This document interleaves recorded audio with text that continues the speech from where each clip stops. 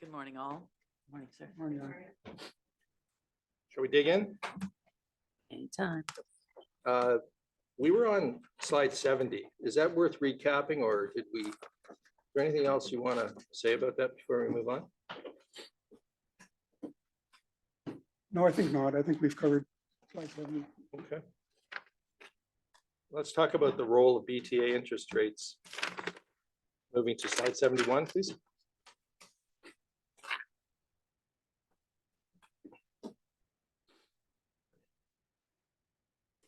The purpose of this slide is to relate the use of BTA interest rates to our approach for annuitizing net Crown resource revenues.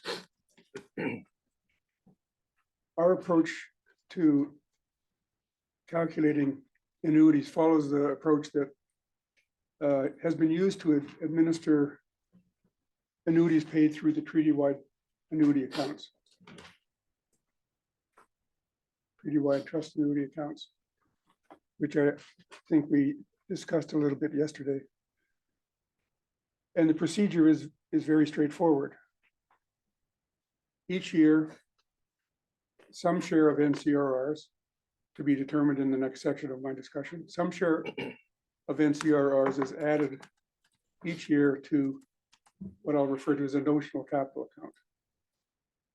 It's an account that keeps track of NCRRs that have been attributable to the RST Anishinaabe in the past. This notional capital account is the basis on which annuities are calculated and paid. In particular, annuities payable each year to RST annuitants are calculated based on the BTA rate of interest applying in that particular year. BTA rate of interest changes from year to year.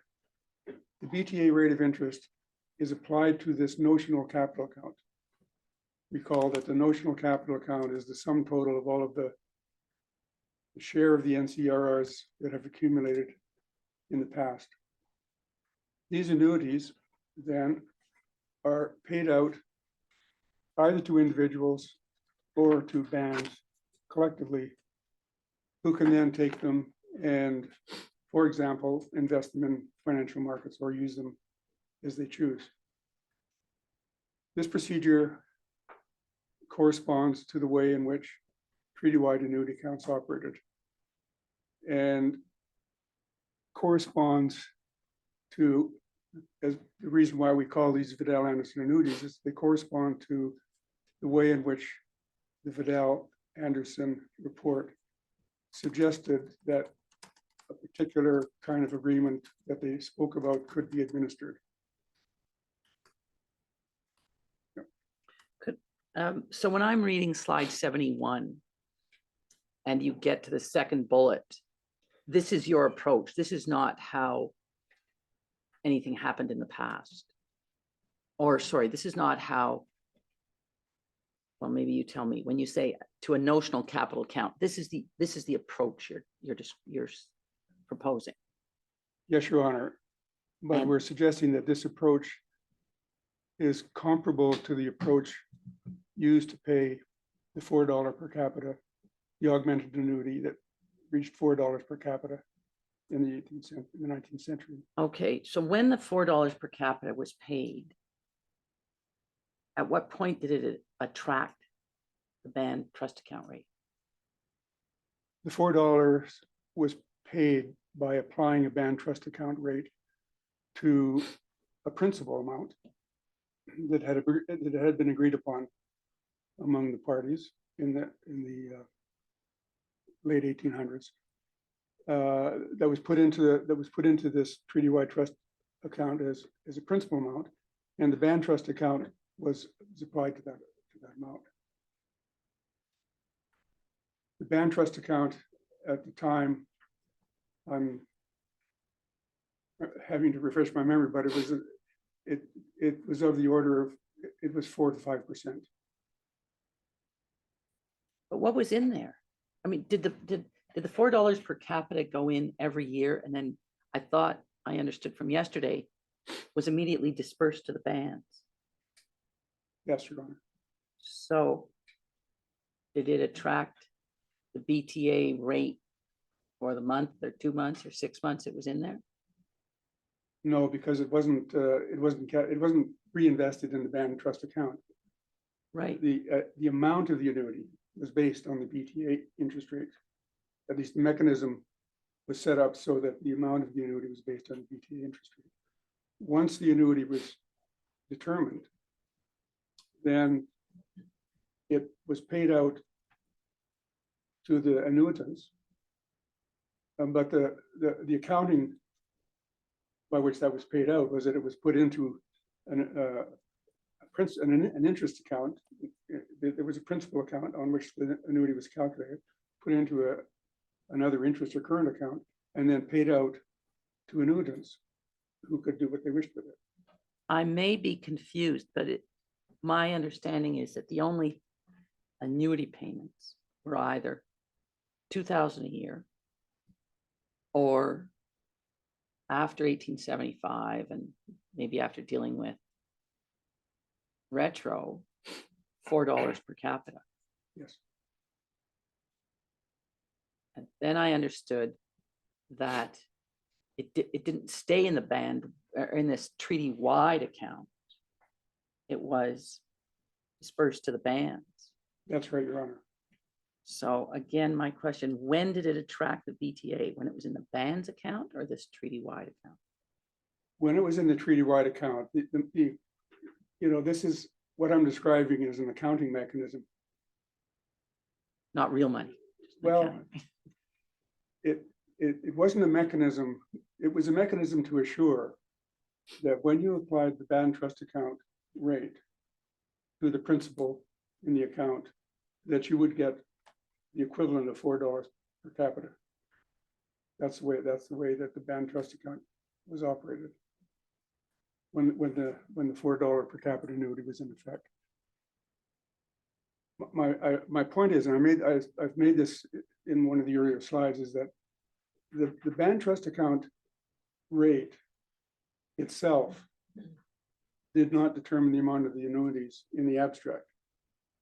The band trust account rate, combined with the principal that had been put into the band trust account as a result of the agreements in the late 1800s, was done in such a way that the size of the annuity after the 1865 and retroactively was $4 per capita, the equivalent of $4 per capita.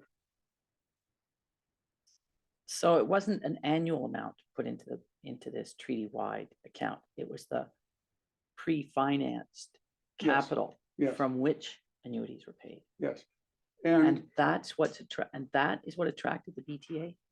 that's right, Your Honor. So it's not the 2,000 a year or the $4 per capita per year.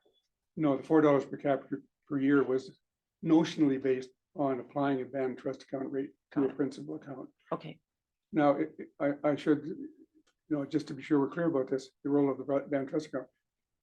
If it happened to be the case that there wasn't enough money in the account after applying this band trust account to the principal, then any deficit in the band trust account that was required to ensure that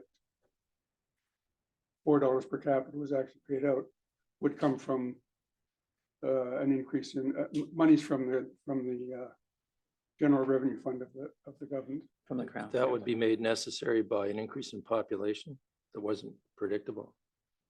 It could have been, yes. So what you're talking about here is a capitalization, Yes, which is an amount set up to earn sufficient interest to pay the $4 yes, based on an assumed population. yes. You'll hear more about this pretty soon, Your Honor. Thank you.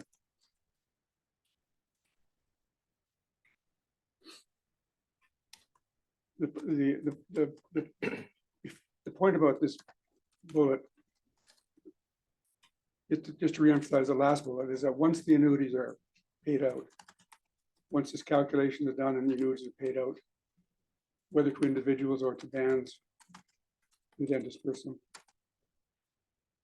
The recipients of these annuities can then invest them in financial markets if they choose, or they can use them for whatever purpose.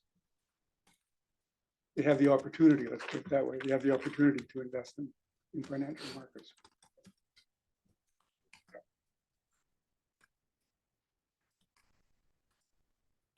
Thank you. So, well, let me just see if I've got this right. That what was going on in this treaty-wide account, even if it was a notional account, I'm not sure, was the capitalization of the annuity. And that is what attracted the BTA rates. And from that, the annuities were paid. And once the annuities, and I shouldn't say paid, the annuities were dispersed to the bands. And once the annuities were in the hands of the bands or the individuals, of course, they could invest or consume. That's right, Your Honor. Okay. Exactly. But they couldn't choose to retain them in the band trust account and accumulate at the band trust account. At the treaty-wide. Treaty-wide, yes. Okay, thank you. Oh, but they couldn't put them into the band trust account either. Once the annuities were paid, they were paid and couldn't be reinvested. Once they were paid to individuals. Yes. Got it. Thank you. Thank you. 72, you discussed the merits of your long-term bond multiplier. Okay, if the court will recall, I spent some time talking about the alternative approach to bringing forward NCRRs, which was the 60-40 approach. And I suggested some problems with doing that. Now I'm going to turn to the more positive argument, no, I shouldn't use the word argument, economic case for using government long-term bond rates of interest for bringing forward NCRRs and or annuities received by the beneficiaries. And the point I would begin with, which has come up before and which I'll acknowledge, is that investors do in fact hold a mixture of risky assets and risk-free assets. They do hold a portfolio that consists of some, they may hold a portfolio that consists of some risky assets and some risk-free assets. Different investors will have different combinations of risky assets, i.e. stocks or equity, and risk-free assets. And what we have in our mind, and I'm talking here about the abstract typical investor rather than some specific person, but what we have in mind here is that investors choose their mix of risky asset and risk-free asset to sort of to trade off the benefits that they might perceive from engaging in a risky investment, which has a higher expected rate of return, as opposed to engaging in a risk-free investment. So an investor who is very, shall we say, risk averse, who finds the cost of risk very high, who doesn't want to be put in a situation of having to face the possibility of a loss, will invest very little in a risky asset. Whereas an investor who has perhaps more ability to deal with adverse shocks will put more of their wealth into a risky asset. But whoever it is, the presumption that we as economists make is that they're going to choose a portfolio that balances the benefit they get from buying a risky asset with a higher rate of return, but a possibility of a loss, with a risk-free asset, which is risk-free. And here's the point that is a little bit hard to explain, but which to economists is part of the stock and trade, and that is that the last dollar, the last little bit they put into the last little bit of saving they do, they'll put it into their portfolio in this balanced mix. And that being the case, that on the last little bit of investment they do, the marginal investment is the way we explain it in economics. The balance is determined by the point where they're indifferent between having more money in a risk-free asset and having more money in a risky asset. So in that sense, for their marginal investments, the excess return that they get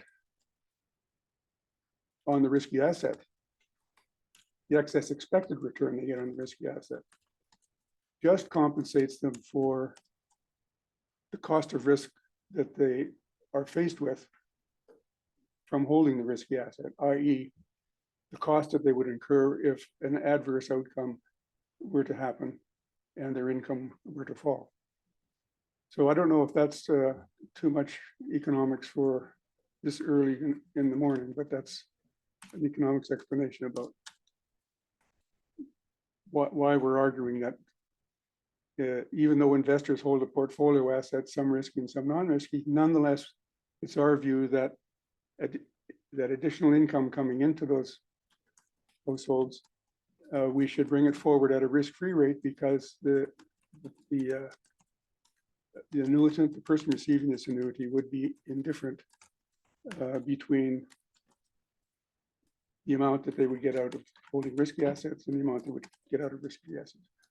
So we say that, we, Professor Smart and myself, say that the return on the risky asset, adjusted for the cost of risk, is just the tax-free return.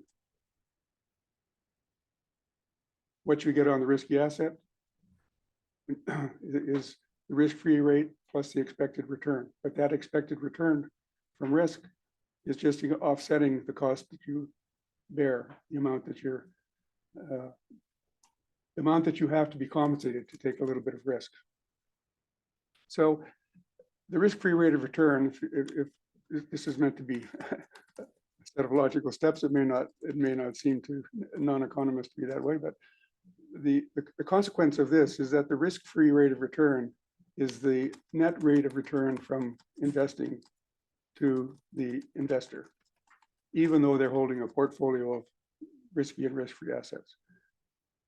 So the appropriate interest rate for calculating present values, the rate at which this investor is willing to transfer money from the present to the future, is the risk-free rate of interest. So our approach relies on that kind of argument, that the risk-free rate of interest is the appropriate interest rate to use to carry forward NCRRs or annuities that are received by the RST annuitants. And so we have to find a proxy for the risk-free rate of return, and the proxy that we use, which is the same proxy that is used in the Stiglitz-Hutchings approach, as a matter of fact, is the government long-term bond rate.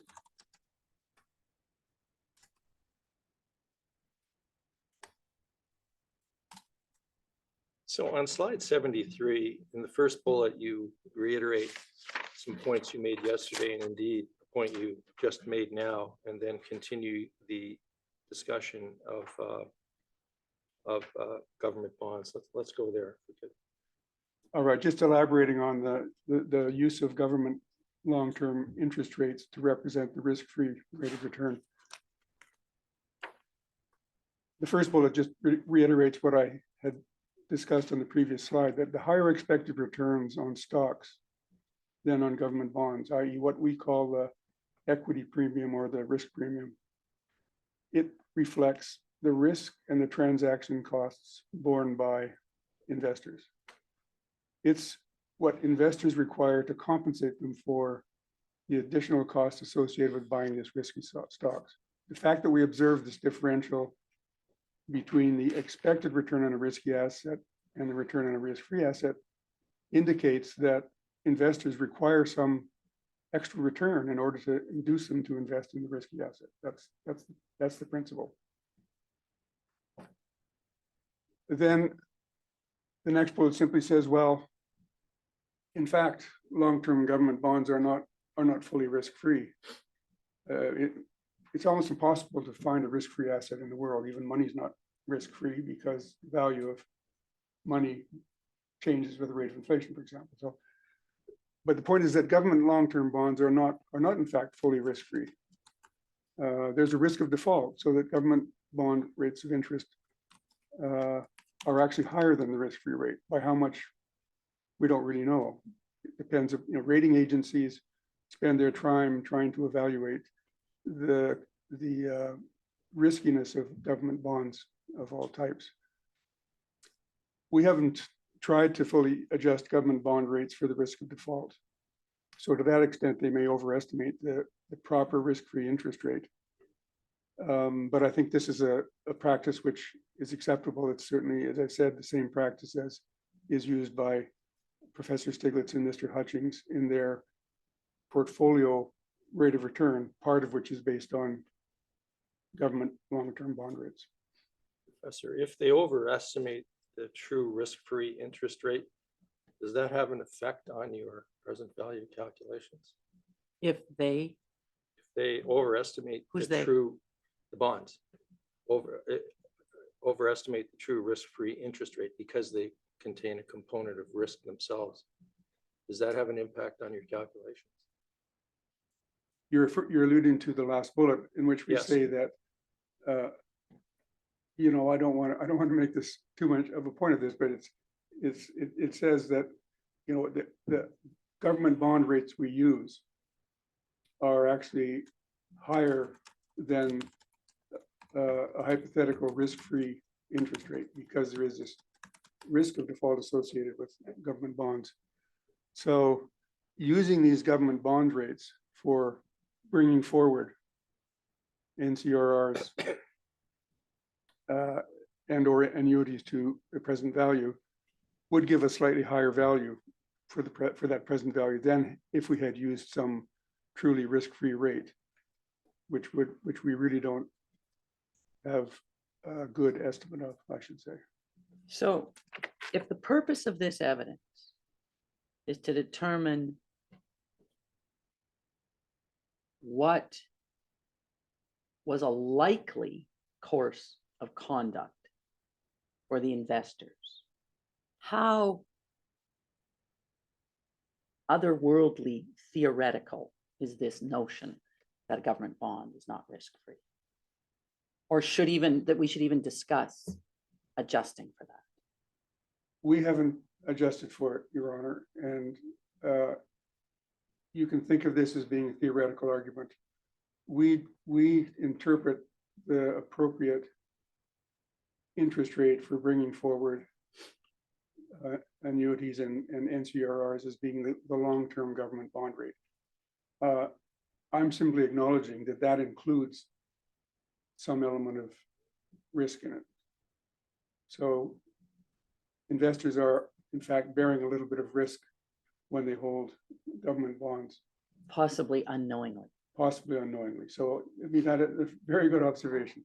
So I'm not making the case that we should use anything other than government bond rates. And I ask a similar question with respect to the point before on the last dollar invested, and this notion, for me, quite theoretical, that investors, any kind of investor, other than possibly, I don't know, an economics professor, is considering this last dollar invested notion of where the risk is and how they would only want it in a risk-free investment. It just doesn't seem to me to correspond with the way the world invests. And I had the same problem with the last witness, who maybe I misunderstood, but seemed to suggest that no one would ever invest in any sort of risky asset. As I said, maybe I misunderstood, but my worry as I listen to it is I'm hearing something so theoretical, it doesn't help me try to understand how people would have conducted themselves. Let me, Your Honor, you did ask a similar question yesterday, and I think I don't want to repeat what I said, but let me have another go at it in the simplest possible way. And I'm not going to bring it down to the individual investor. Okay. Okay. And I'm certainly not going to bring it down to an economist, because economists are well known to be bad investors. One of the most famous economists of all times, John Maynard Keynes, lost a fortune on the stock market. So let's set that aside. The the point is very simple. If we look at capital markets and we observe that the expected return on risky assets, stocks, is higher than the return on risk-free assets such as government bonds, we say to ourselves, why would that be the case? Why would we have a higher expected return on a set of stocks on the stock market than we would have in government bonds? And to an economist, the only conceivable answer, not the only, but a conceivable answer, is that this differential is in the market because it's necessary to attract people to buy stocks as opposed to bonds. Okay. And I mean, there are many theories about psychological and behavioral, as you said yesterday, Your Honor, about why this difference exists, but we simply observe that it exists. And so we say there is this differential between expected returns on stocks and the return on risk on government bonds. Why would that differential exist when we have all these people out in the market who are smart investment analysts and who, you know, and the most plausible argument is simply that if a differential in prices is going to exist, it reflects the fact that in order for the market to entice market participants to buy this stock, they have to have a higher expected return than if they bought government bonds. It's as simple as that. Okay. And so then from that, we say, okay, why is it the case that you have to have a higher expected return to invest in stocks rather than bonds? And we argue that there are two reasons, at least, two main reasons we focus on. One is that the stocks are risky, so that when you invest in stocks, the expected value doesn't represent what you're actually going to get. You might get more than that, or you might get less than that. In other words, it's risky. And if you have some tolerance for risk, low tolerance for risk, you're going to recognize via your investment consultant, so to speak, that any loss you suffer might be costly to you. You know, you might not be able to meet your mortgage payment, or you might not be able to feed your family, or whatever it is, depending on your circumstances. So one reason why whether this margin exists is because there is a cost of risk. People recognize that if they take a risk, there could be adverse outcomes. And the second argument is that investing in equity or stocks has certain simply transaction costs involved, or management fees, or whatever you have. So that's our argument. But ultimately it goes down to the fact that we observe in the real world that the expected return on stocks is higher than the expected return on bonds. That's telling us something. That's telling us that that's there because otherwise people wouldn't invest in the stocks. Thank you. I believe you would be moving on to comments you wish to make in connection with slide 74 now. Yes.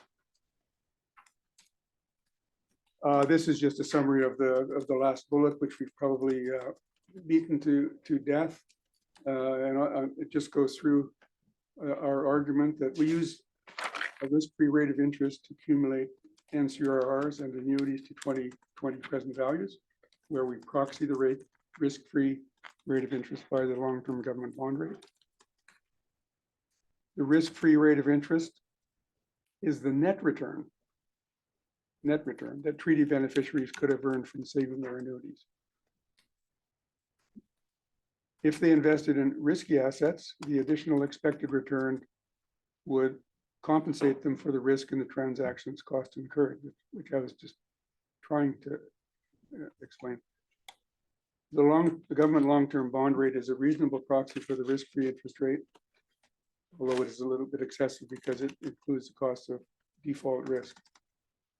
And probably we don't want to spend much time looking at the final table in this section, which is simply a table comparing the 2020 present values using government bond rates and BTA interest rates. Slide 75. Yeah, and as I say, I don't think that there's much to be gained from doing this, except to note that the higher the interest rate we use to bring forward NCRRs, the higher will be the present value. These numbers report the present values of NCRRs or annuities brought forward using either the government bond rate or the BTA rate. We haven't put a column in here, which probably we should have, indicating what they would be with the 60/40 rate, but it could be objected that if we did, we would just be doing that to make a point about size differences. So I don't want to say anything else about this slide unless there are questions. No question. I mean, one relevant part of the slide that will perhaps come up in our further discussion is simply to note that BTA interest rates are, except for recent years, higher than the government bond rate. And that's relevant because it has an impact on the value of our annuities, which use the BTA interest rate to calculate the annuity. In approximately what year, if you're able to tell me, would those rates have more or less leveled off, Professor?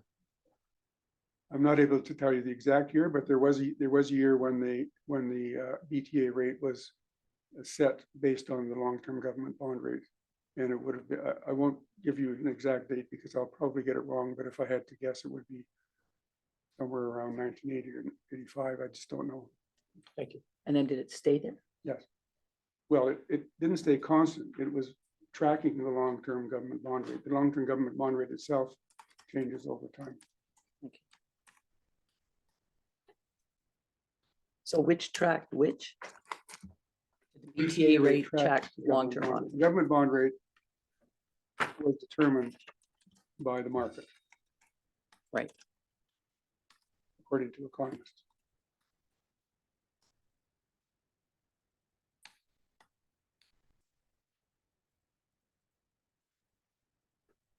We come next to slide 76 and a section you entitled Sharing of Resource Rents.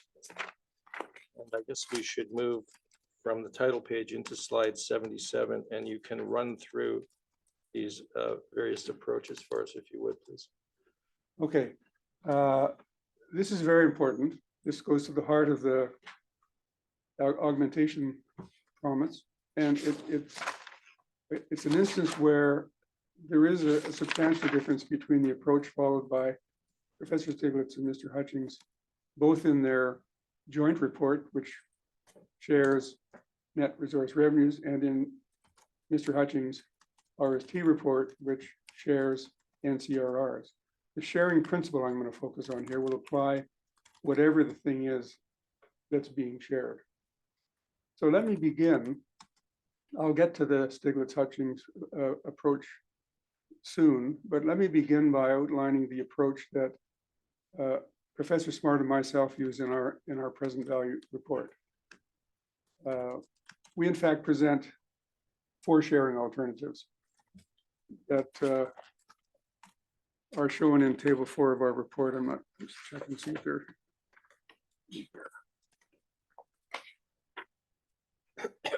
yes. The table 4 of our report is in the next slide, but I'll come to that in a minute. So we present 4 sharing alternatives. All 4 of them involve what we've called Vidal-Anderson annuities, but I'll simply call annuities. 3 of them convert shares of nominal NCRRs into annuities. That is to say, they take our calculated stream of annuities and they assume different shares of them will go to the RST and Schnellbeck. The 3 percentages we choose are percentages that correspond with bargaining or shared risk assumptions that you find in the Stiglitz and Hutchings report. The first of them is 100%. If we were to take 100% of our estimated nominal NCRRs and convert them into annuities, the 2020 present value of those annuities would be almost $1 billion, $993.3 million. Now, three things about that. That's based on our estimates of NCRRs. They're brought forward, they're converted into annuities. They're brought forward at our preferred interest rate, which is the long-term government bond rate. This approach you can think about as corresponding with what's the Stiglitz and Hutchings RST report refer to as unconstrained bargaining, which they characterize as the outcome that would occur if the RST and Anishinaabe could have bargained with anybody other than the Crown in making a treaty. They could have bargained with parties other than the Crown to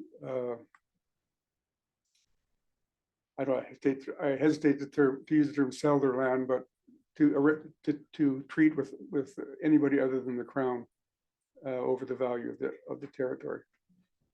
84% is the second share that we use, and 84% is familiar. It's the share that is proposed by both the Stiglitz-Hutchings RST report for sharing net resource revenues in their case, and it's also the share that's used in the Hutchings RST report for sharing NCRRs. So this 84% you can think of as being we can call it the joint venture approach or the risk sharing approach, which are the terms that the Stiglitz-Hutchings and the Hutchings RST reports use. Applying 84% to our nominal NCRRs and converting them into annuities and bringing those annuities to a present value using a long-term government interest rate, we arrive at a present value of $857.2 million. So doing the same thing you did with the 100. Doing the same thing we did with 100 now. And can I also ask one other question? When you refer to the 8416 share, I thought you went into the end of your sentence saying this was the risk sharing or joint venture approach. But in fact, it's just the numbers of the share percentages. The risk sharing and joint venture approach could attach to a 50-50 split or a 75-25. Yes. Those two ideas, you say they both come from Stiglitz and Hutchings, but they're not necessarily connected. Well, in the Stiglitz-Hutchings report, 84-16 split is chosen because they suggest that that's what would have happened had the RST, Anishinaabe, and the Crown entered into a risk sharing, what they call a risk sharing or joint venture approach. Based on well, $10 versus $1.60. Exactly. Yeah. Okay. The third approach uses 50%. And I mean, perhaps I'm stretching it a bit to take these percentages and rationalize them on what we observe in the Stiglitz-Hutchings report, but just to show that we didn't really pull them out of the air. The 50% is the share that the Stiglitz and Hutchings report attributed to a case where the Anishinaabe, RST Anishinaabe, and the Crown engaged in a bargaining, what economists call bargaining solution, where the Anishinaabe were constrained to deal only with the Crown. So they couldn't deal with anybody except the Crown. And they argue, I mean, I don't want to get technical, well, probably I do, but I shouldn't get technical, but in the bargaining literature, a bargain of this sort, where they, Professor Stiglitz and Mr. Hutchings argue that both sides have kind of equal bargaining power. In some sense, 50% share of net resource revenues would go to the RST and Anishinaabeg, and 50% would go to the Crown. So we've used that as another sharing approach, and we've applied that 50% share to our nominal NCRRs, which we then convert into annuities and calculate a present value. Now, the fourth approach is the one that is perhaps more, well, maybe more controversial. I don't know, not to us. It's our preferred approach. The fourth approach is to take 100% of the risk-adjusted value of NCRRs and convert them into annuities. And this approach, from the point of view of this slide, we're thinking of this approach as simply being, not simply, but as being an alternative sharing mechanism. It's an alternative way to share the NCRRs is to say, well, the Crown is going to have to get enough to compensate for the risk it takes in assuming this stream of NCRR. So the Crown gets 100%, sorry, the Anishinaabe get 100% of the risk-adjusted value of NCRRs, which we then convert into annuities and bring to a present value. And that the present value of those risk-adjusted NCRRs is $387 million. So it's a little bit less than the 50-50 share of unadjusted NCRRs. So those sharing amounts, those present values represent the share of total NCRRs that would be attributable to the RST Anishinaabe under these alternative sharing scenarios.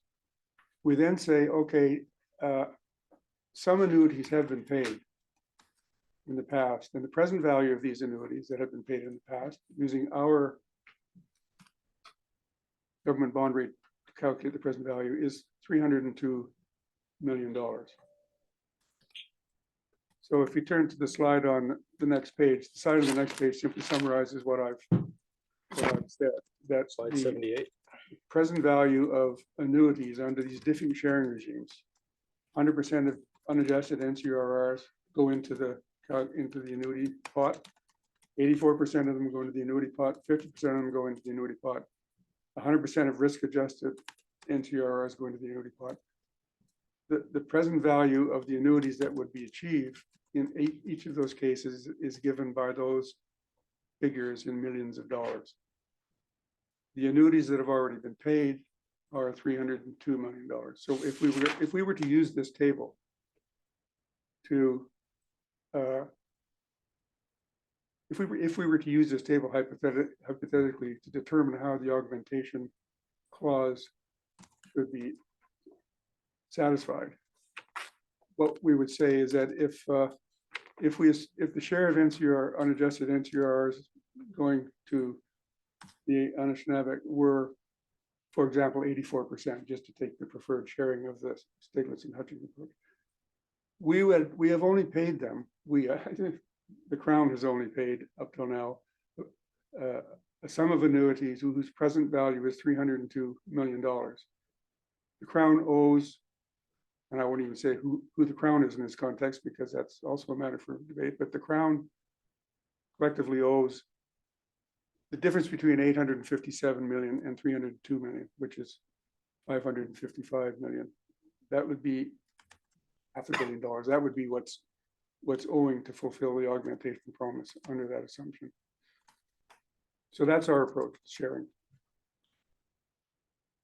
As I say, our preferred approach is to use the risk-adjusted present value approach. But we've presented these alternatives to give a different menu of approaches that could be taken. Now, since we have the Stiglitz-Hutchings RST in mind here to some extent when we talk about sharing, I just want to remind the court that that our sharing here applies to NCRRs, which is the way we interpret the way the treaty operates. The sharing in Professor Stiglitz and Mr. Hutchings' approach applies to the net resource revenues, all of the net rents that the treaty territory generated, regardless of whether the Crown took them or not. And if I recall your evidence from yesterday, that creates a value of 106 billion using the 84%. Is that right? I feel like I remember 126 being 100%, and I think touched on that yesterday. Yeah, the reason I hesitate is because some numbers refer to present values of NCRRs, other numbers refer to present values of annuities, and it's easy to confuse the two. Our approach is to annuitize the NCRRs for reasons that we've talked about, and I think we'll get back to. Can I just ask a question on slide 78?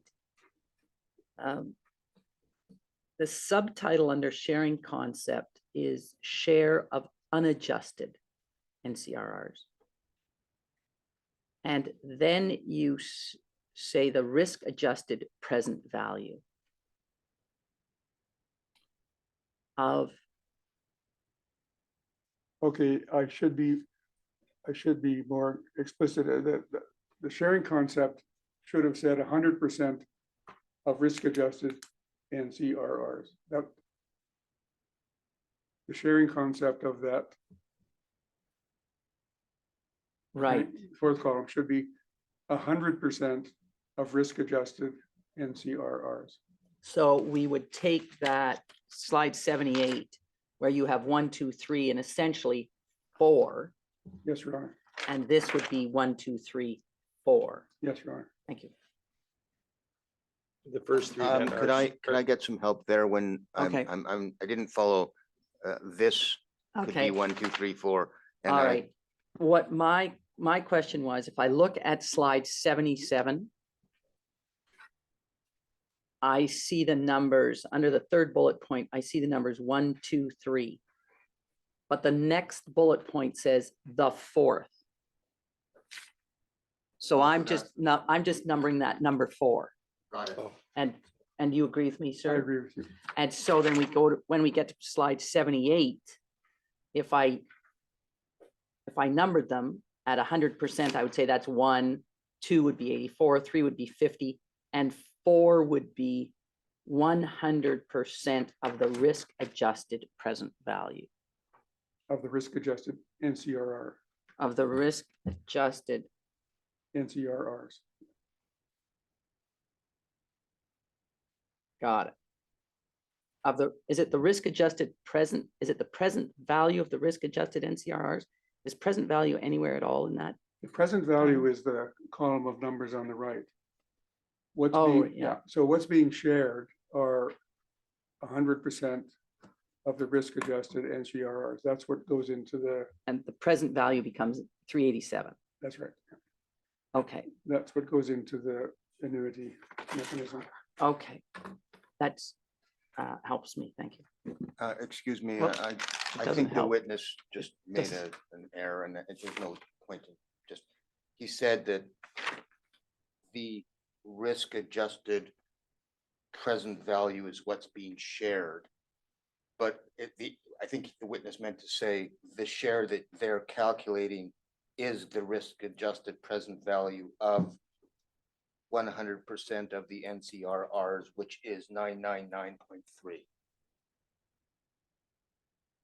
No, No. no. No? There's a difference between number 1, which is 100%, which gives you 999.3, and number 4, which is the risk adjusted NCRRs, which gives you 387. And Right, but the witness was saying that what is shared is the risk adjusted present value. But the risk adjusted present value is what is the share. It's not further divided. Right, I think. Correct. That's Okay, right. good. I think that's why the fourth bullet should have read 100% of risk-adjusted NCRRs.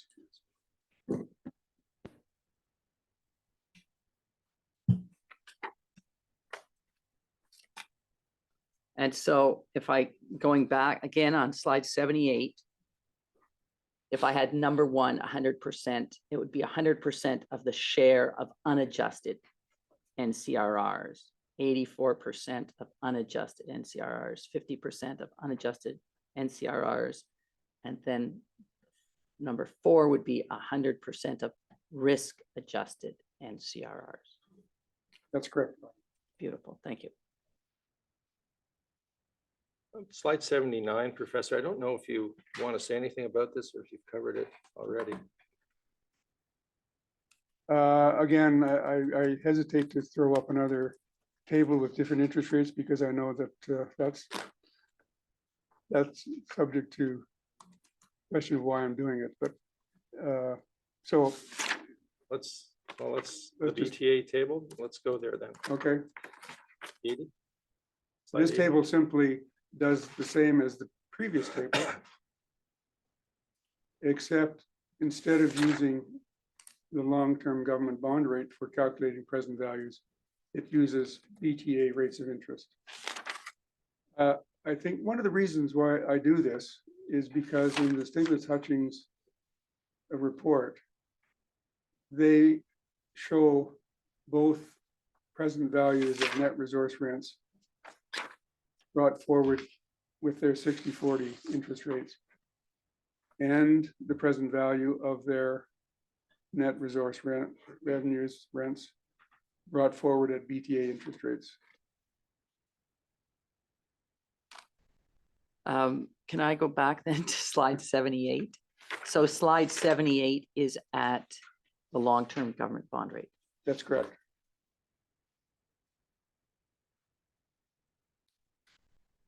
And it is slide 80 is the corresponding chart with the BTA rate. That's correct, Your Honor. Got it.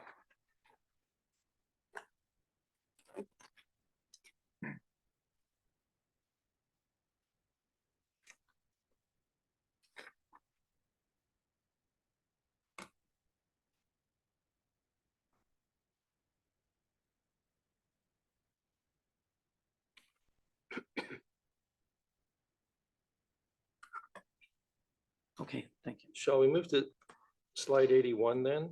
And you here discuss the RST report approaches to sharing Okay, in a little more depth, I think. I have just spent some time talking about our approach to sharing, which is to lay out a set of options and specify which one we prefer. Let me now turn to the approach to sharing that one finds in the Stiglitz-Hutchings RST report. And again, to repeat what I just said, this approach to sharing considers a sharing of net resource rents rather than NCRRs. The same approach to sharing NCRRs is found in the Hutchings RST report. So with some nuances, I should say, I'll come to that. The Stiglitz-Hutchings RST report considers what they refer to as two approaches to sharing net resource rents. One is a bargaining approach, which is an approach that refers to bargaining in the economic sense, the classical economic sense. And they say that there are two variants of this, and I don't disagree that this is the case, although I disagree about what they're bargaining over. But in any case, there are two variants to their bargaining approach. One variant is that the RST and Anishinaabe could have sold the land and resources to whomever they please. The Stiglitz-Hutchings RST report claimed that they could obtain 100% of resource rents in this case. So I'm using that as one of our benchmarks in our four approaches. The second variant of bargaining that they propose is the situation where the RST can bargain only with the Crown, which they suggest was the case. And that they claimed that this would result in a 50-50 sharing of net resource rents. Their bargaining is constrained to be a bargain over the stream of net resource rents. They do not consider the possibility that the 50-50 bargaining outcome could involve a different form of sharing. It could involve the Crown taking on more of the risk, as I'm going to discuss later on, as bargaining theory would apply. If you were actually thinking about bargaining over something and one of the parties is much more risk averse than the others, the nature of the bargaining outcome would probably not be a bargain in which there's a simple sharing rule applied to the net resource rents that are being bargained over. I'll come back to this point with a real world example later. The alternative approach to sharing that they suggest is what they call a joint venture or shared risk approach, where the RST and Anishinaabe receive 84% of net resource rents, based on their assumption that the Crown only contributed 16% of the initial value of the RST territory. So that's the approach that they take, and they present calculations to show what the augmentation promise satisfaction would imply if we adopted this joint venture or shared risk approach. Before we move on, and to make sure this thread is clear, on slide 81.1a, they could bargain with whomever they please. If you go back to slide 77, does that correlate to what you call the unconstrained That's right. bargaining? That's correct. On slide 77? So 1A is unconstrained from slide 77. That's correct. Unconstrained in the sense that the RST and Anishinaabe were not constrained to deal only with the Crown. They could bargain with whomever they chose. And is 1B from slide 81 then item 3 on slide 77, what you call constrained bargaining? That is correct.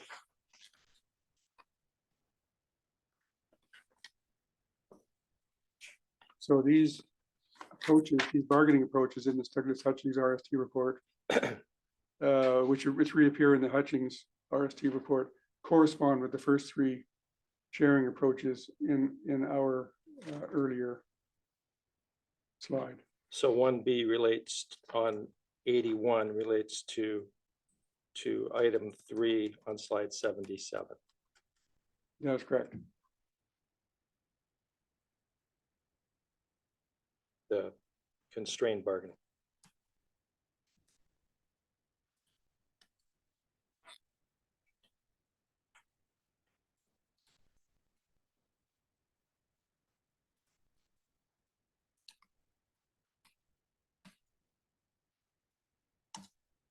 And then your item 2.2 on slide 81, does that tie in to point 2 on slide 77, the joint venture point? Yes, that 84% that we use as point 2 is my points is our second option, corresponds with this joint venture approach of Professor Stiglitz and Mr. Hutchings. So conveniently 2 on slide 81 correlates to 2 on slide 87. That's correct. 77, excuse me.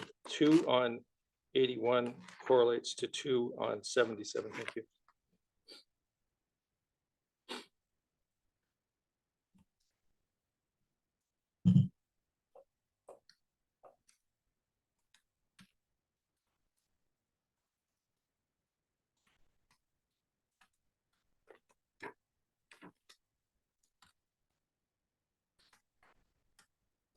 Thank you.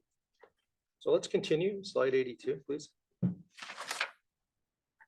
So this slide indicates that of those options, those bargaining options mentioned on the previous slide, Professor Stiglitz and Mr. Hutchings prefer the shared risk approach or the joint venture approach. And the first bullet confirms that with a quote from their RST report.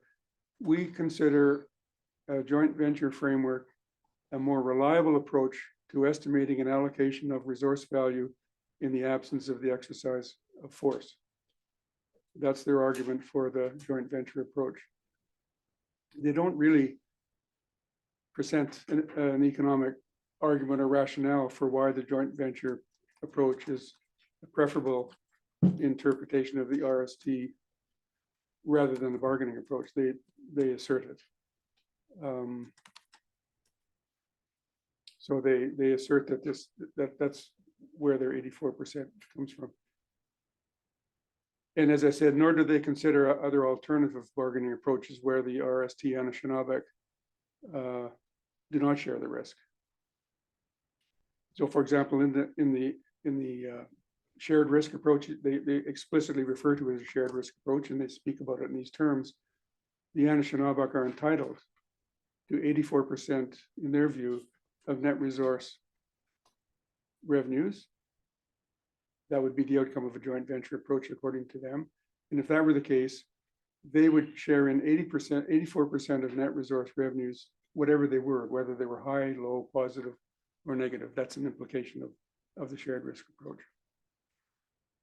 So the Anishinaabe would be exposed to whatever risk, 84% of the risk, if you like, associated with the volatility of net resource revenues over the period 1850 to the present.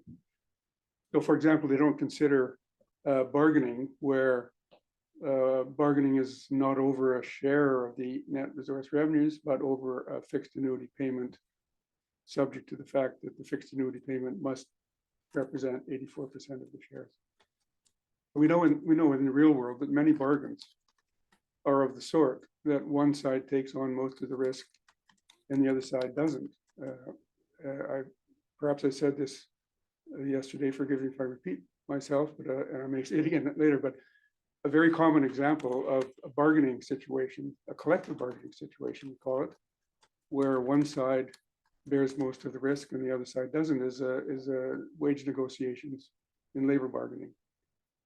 One way to think about it, and one way labor economists think about wage bargaining, is to say that the firm, when it's bargaining with a union, takes the risk associated with the profits that it earns, and it provides the union a wage rate which is relatively constant, whatever the profits the firm earns over the period of the wage settlement. So a wage negotiation is like a bargain in which one side is assuming the risk and the other side is assuming much less risk.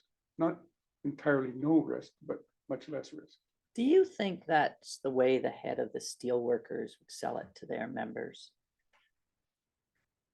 when they discuss an offer proposal from the employer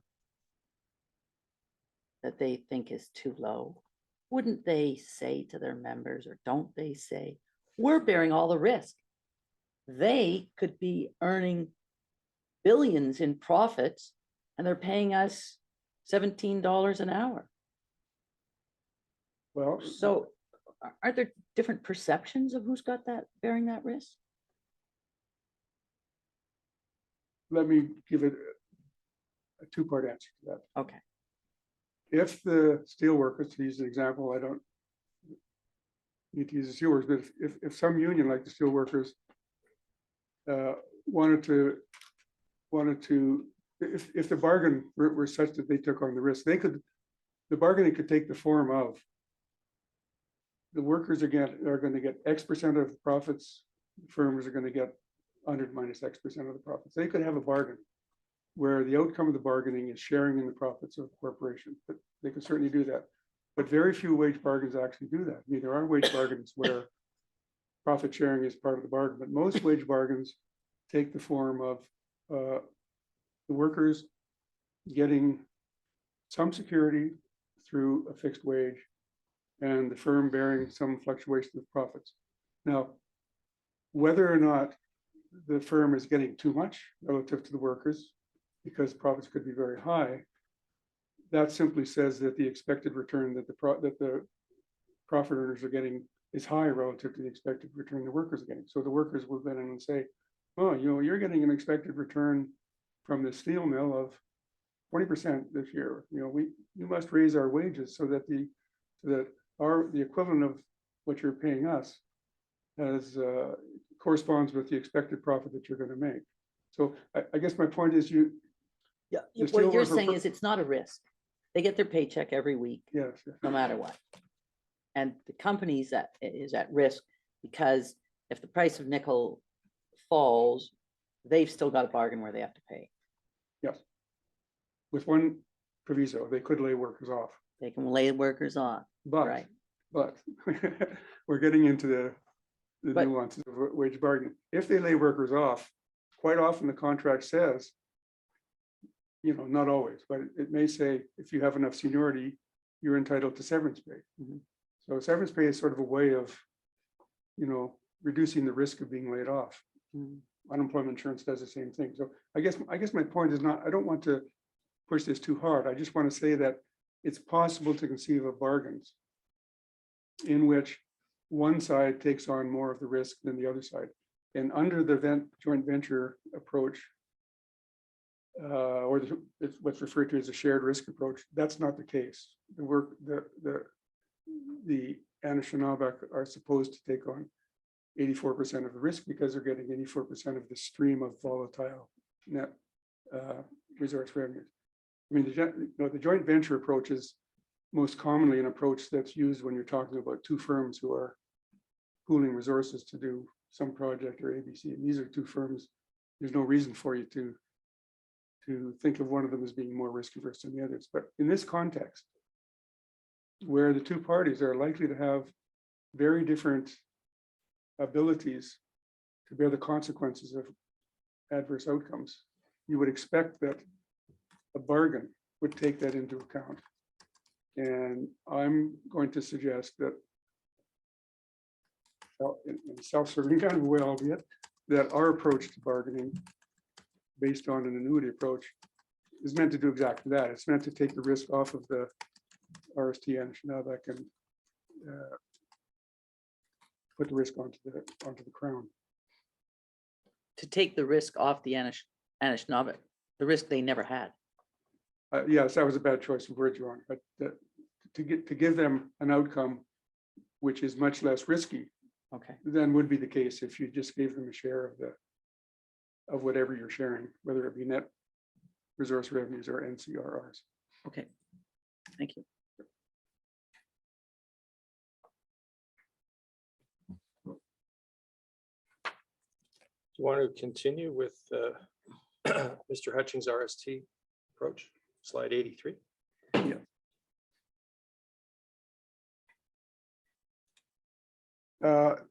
Now it's interesting, the Hutchings RST approach is similar in some senses, in the sense that it comes down in favor of the joint venture risk sharing approach, but the alternatives that the Hutchings RST report proposes are slightly different than the alternatives that the Stiglitz-Hutchings report approaches.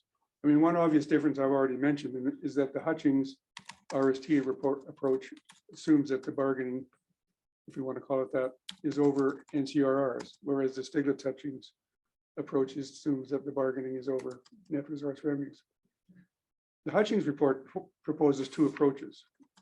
One is the joint venture approach, where the RST and Anishinaabe receive 84% of NCRRs, less annuities already paid, which amount to $46.4 billion. That's what according to the Hutchings RST report, the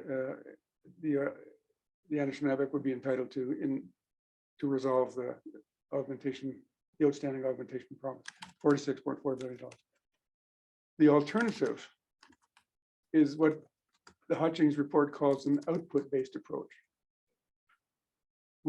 by which the output-based approach measures the present value of income gaps based on per capita differences in income between RST beneficiaries and non-Indigenous RST.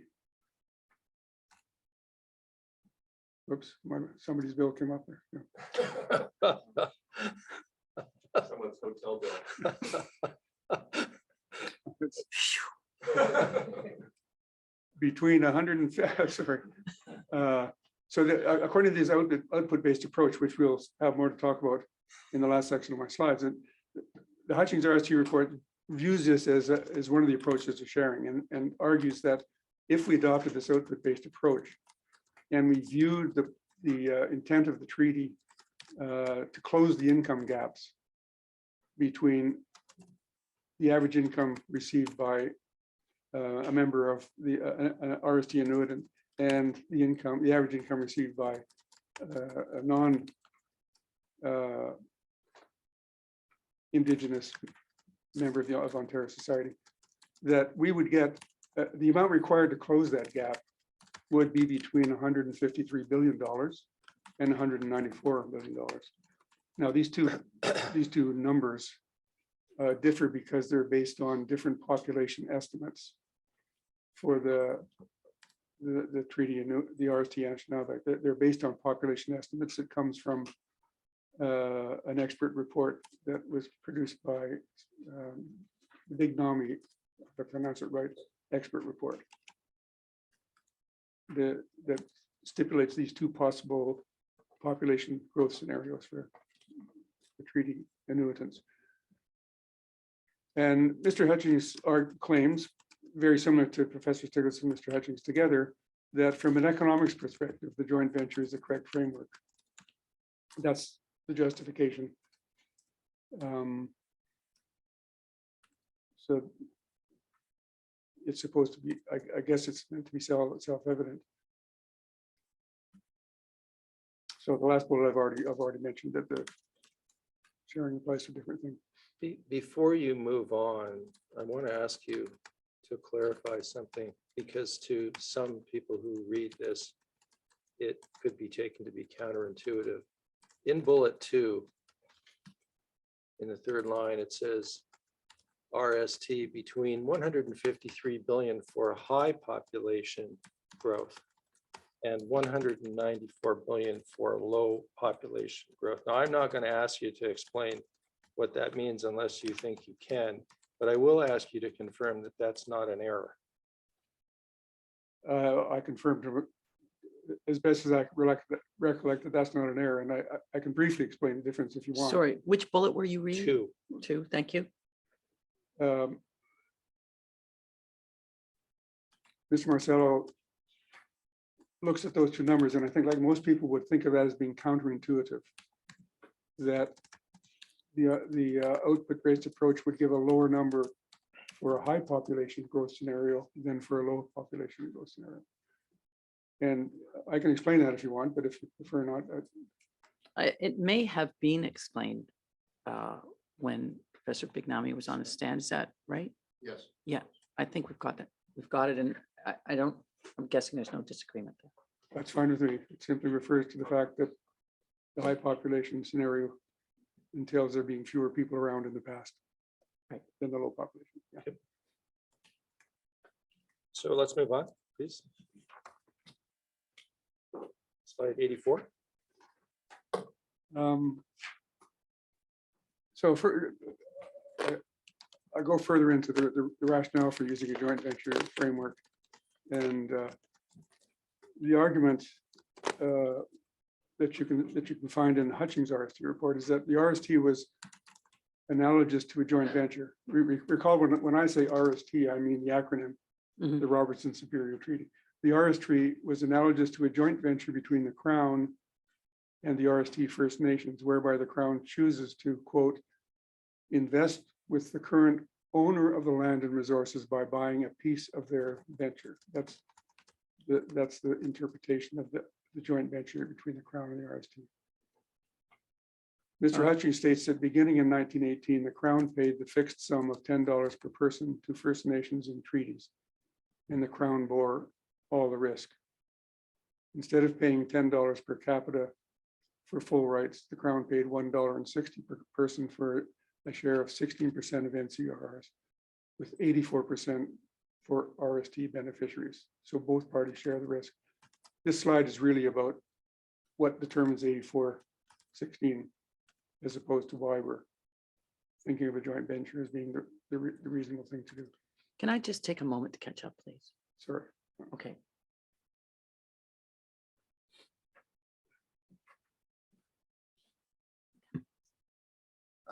Just while you're doing that, the witness made just a small error. Referenced that it started in 1918. I think the witness was referring to 1818. Okay, thank you. Thank you.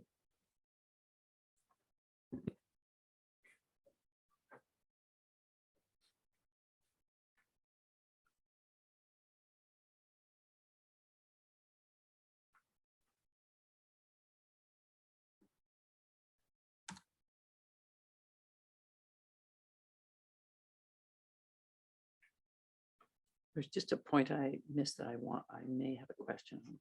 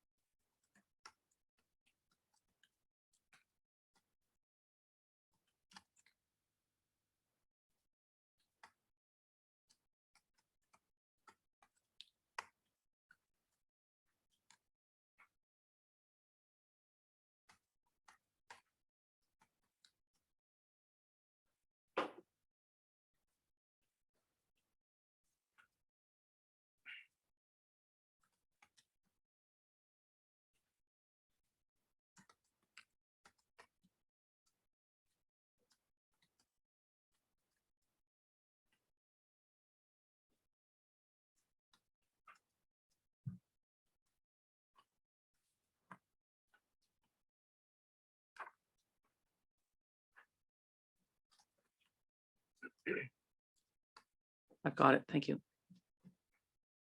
I understand where it is. Thank you. We have the 1818 straightened out. So let's continue then, please.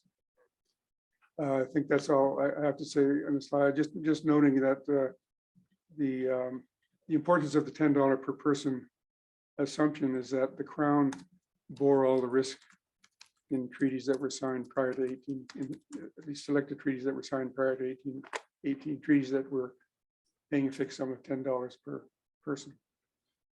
All right, let's go over to slide 85, where you address what you describe as some problems with the 84-16 split. The first problem is not necessarily a telling problem, but I think it's worth noting for the record, although it's already been noted in the previous testimony, that most pre-1850 treaties were based on an annual amount, which was equivalent to $10 per capita, based on the population when the treaty was signed, rather than $10 per capita based on the population as it existed year by year. So the amount of the treaty in dollar terms was the same over time. The per capita amount would fall if the current population fell. So the $10 per capita treaty did not take all of the risk away from the Crown. And if we assume that population was going to grow among the treaty recipients, pre-1850s treaties would have been worth less than $10 per capita. So one must be careful in using $10 per capita as an benchmark. Now, I say I don't want to make too much of that because it depends on how you're treating what was done in 1850 relative to what was done before 1850. If you accept the Hutchings or Stiglitz-Hutchings assumption that the Crown offered an annuity of $1.60 per capita, you should recognize that that was also based on 1850 population. And if nothing had been done to change that, the per capita annuity would have fallen as population rose among the members of the RST First Nation. So the 84-16 ratio would not necessarily be incorrect unless you had some other view about what the initial offering of the Crown was. If 160 really was all that the Crown was offering in expected terms, given the existence of the augmentation clause. So I don't want to make a lot of this. I just want to say that you have to be a little bit careful when you treat $10 per capita fixed forever as being what pre-1850 treaties specified. I see.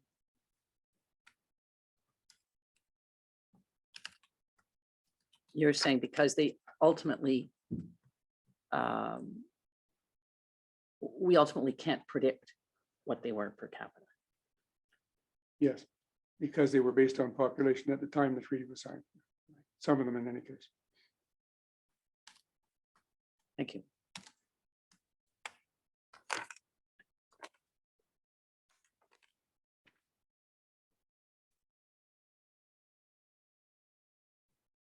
So just to continue with this discussion of whether the 84-16 split was really a fair representation of what the Crown was promising when it signed the treaty relative to what the First Nations were bringing to the table. Just recall that the RST First Nations were prepared to sign a treaty offering $1.60 per capita plus a fixed sum of $800 and the possibility of future augmentation. $8,000? $8,000. Sorry, I tend to make these reading mistakes and I read too fast. Your point is, remember that they did sign a treaty Yes, for the terms that we now know. yes, yes. And I would suggest, I mean, my interpretation of what was going on here as an economist is that the RST, the Robertson Superior Treaty, does not reflect an agreement for sharing gains and losses, but a kind of a modified annuity agreement. A modified annuity agreement with a base amount of $1.60 per capita, which I should be careful about because it wouldn't be $1.60 per capita as time went by if the population rose, but that aside, followed by an increase up to $4 with some certainty as resource revenues permit, plus further possible augmentation. So there was at least something built into the treaty that said that 160 wasn't the final word, that the Crown was saying that, you know, all we can give you at the moment, all we can afford to give you at the moment is 160 per capita, but if we get some revenues from this territory, we're going to augment that to up to what they thought would be $4 with some certainty, and perhaps more beyond that, depending upon what was how the augmentation clause were implemented. So part of what this says is that the treaty, the terms of the treaty as I read them, which may not be fully accurate, is that it limited downside risk to the RST and Anishinaabe. Unlike with a joint venture or a risk sharing agreement, I'm back here talking about risk sharing as opposed to 84-60, but it's all part and parcel of the same thing. Unlike with the joint venture, or what Professor Stiglitz and Mr. Hutchings call a risk sharing agreement, a reasonable interpretation of the treaty is that the RST Anishinaabe could never receive less than the initial amount of $2,000 in total annuity, no matter how low the NCRs became in the future, including negative.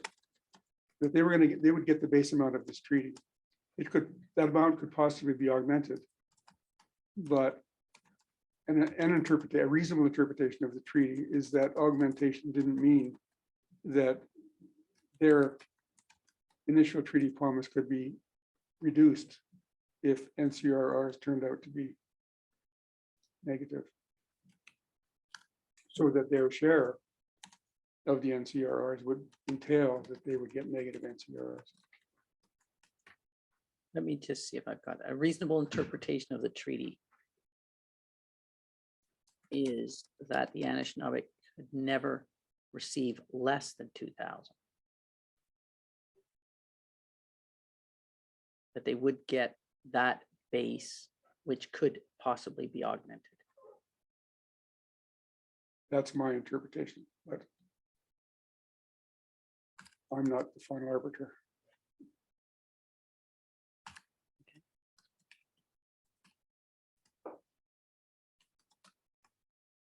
And but that's the basis of the calculations that we heard from Professor Smart.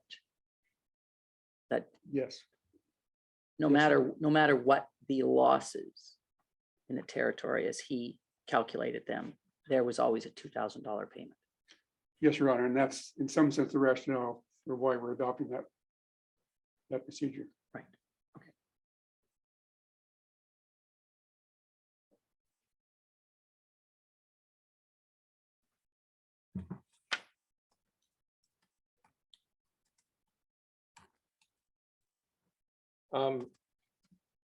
I am being requested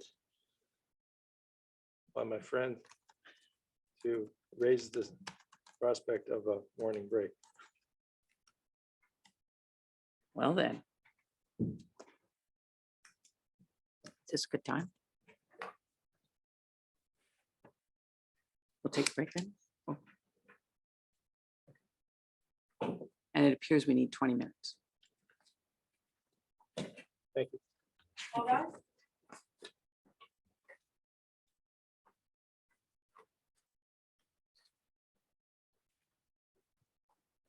We'll recess for 20 minutes.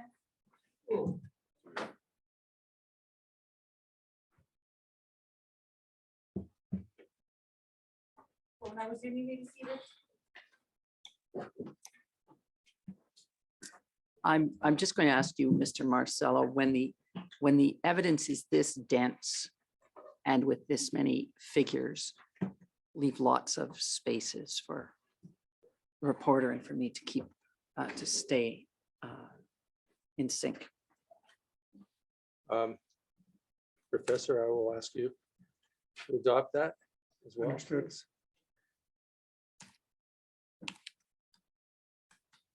All right, you were on slide 86. I'm not sure exactly where. I feel like it was in the middle, more or less. I think I finished with slide 86. Did you? Okay. Be more on that. Let's go to 87 now. I'm now turning just to make a few remarks on this idea that the RST can be characterized as a joint venture or a risk-sharing agreement. Let me first refer to a definition of a joint venture that one finds in the Business Development Bank of Canada, which is an organization involved in financing, among other things, joint ventures. In a joint venture, two or more companies join together to collaborate on a particular project. Through their collaboration, the companies share resources, profits, losses, and expenses. I'm sure that's not the only definition of a joint venture. Their joint ventures are a relatively flexible instrument for pursuing, as the term suggests, joint ventures, which two parties get together and collaborate in something in the future. I have trouble interpreting the RST as being like a joint venture. One reason is because unlike a joint venture described by Professor Stiglitz and Mr. Hutchings, about which each side brought to the table, from an economist perspective, the RST Anishinaabe ceded ownership of land. The RST territories with the exception of land set aside for reserves. To quote, the said, I'm quoting from the RST now, the said chiefs and principal men do freely, fully, and voluntarily surrender, cede, grant, and convey unto Her Majesty, her heirs and successors forever, all their right, title, and interest in the whole of the territory above described, save and accept the reservations set forth in the schedule hereunto annexed. To me, that constrains ceding of ownership of land doesn't bring to mind a joint venture or a risk-sharing arrangement. What phrase did you use? The constrained ownership of land? The constrained ceding. The of land. con- Ceding of land, except for the reservation set aside and other parts of the RST that suggested that the RST and Anishinaabe had the ability to use the territory for traditional purposes and so on. Yeah. Okay, so the seeding, you say, is constrained by the reserves and the right to Yes, harvest. And yes. okay, thank you.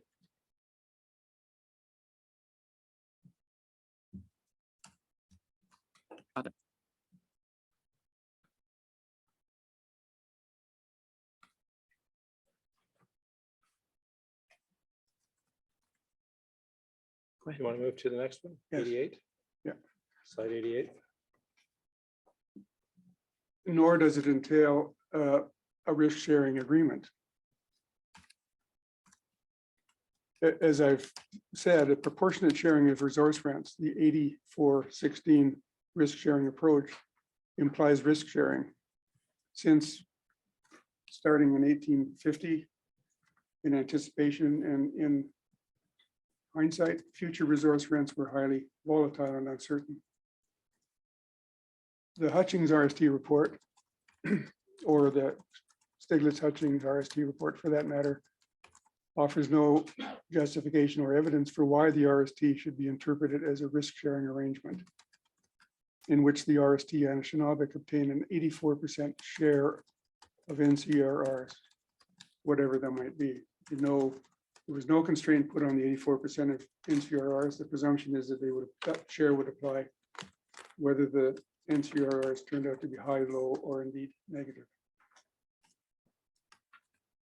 On the contrary, it would be consistent with the term. Just hold on for a second, let her on her catch up, please.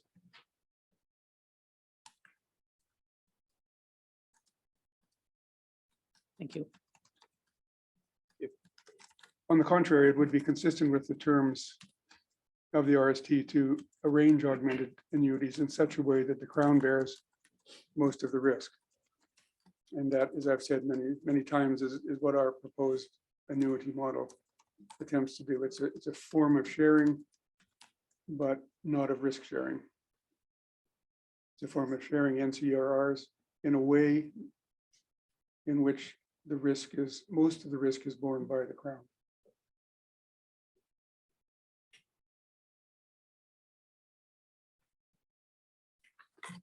Continue, please. Slide 89.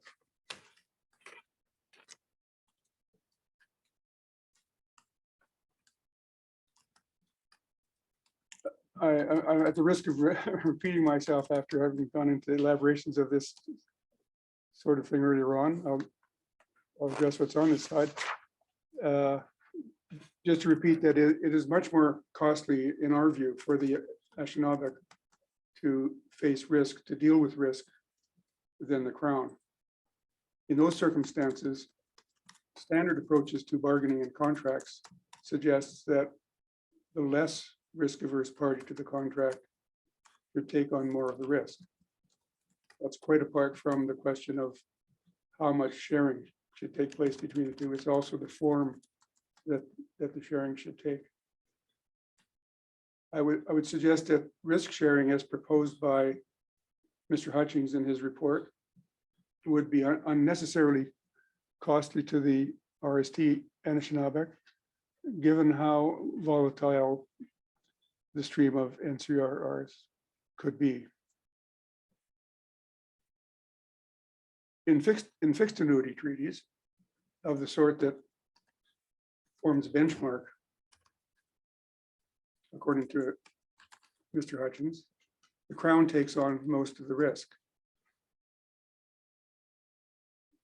Even with gradually increasing in annuities increasing from time to time as warranted by resource revenues obtained from the territory, the Crown still takes on most of the risk.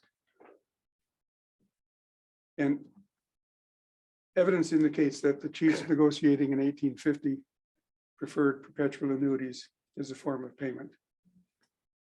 When you use the words unnecessarily costly, are you talking about the peace of mind cost to risk? I'm talking about, that's a good question, Your Honor. I'm talking about, in general, the cost of risk, of which one element is the cost associated with adjusting to a negative outcome. And if you're a person with very low income and an income reduction, you face an income reduction because of some uncertain asset that you hold, you have to adjust your expenditure habits and so on to that income reduction. And that's more costly to do for people with low income than for people with high income. And I think, just to use an analog that I used yesterday, you can think of it as akin to why people might buy insurance against adverse outcomes, because it would be costly for them individually to bear the cost of that adverse outcome. That's not to say there's not some other psychic cost associated with anxiety or whatever you might call it, associated with worrying about the outcome of a risky asset or venture that you own. I have to say, I don't want to take any credit for that question. I thought that's what Professor Smart said was part of the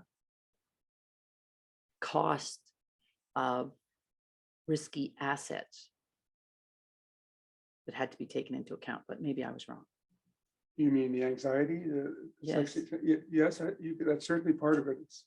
It's whatever, whatever, why is it that you need more money? Why is it that you have to be compensated more to taking on a risk than if you didn't take on a risk? And what we're calling the cost of risk encompasses both the prospect of having to deal with loss of income or the anxiety associated with not knowing whether your income is going to be high or low. And that anxiety exists regardless of whether you actually do face a negative shock. You have this anxiety about, my house might burn down. I want to get rid of that anxiety, so I'm going to buy fire insurance. It's partly this anxiety or psychic cost or whatever you want to call it, which exists whether the adverse outcome occurs or not. Thank you.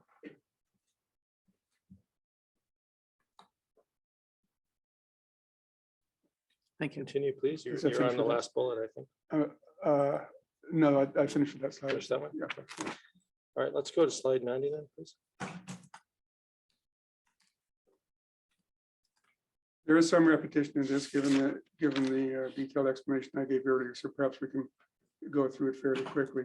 I just make again the point that Professor Stiglitz and Mr. Hutchings don't really present a reasonable argument for interpreting the RST as a joint venture or shared risk framework, given that there were other interpretations that could have been made of the RST, which didn't involve sharing of risk. There is no presumption, in other words, that in the RST, that annuity should be a fixed share of NCRRs, whether positive or negative, which would leave the annuitants with a considerable risk.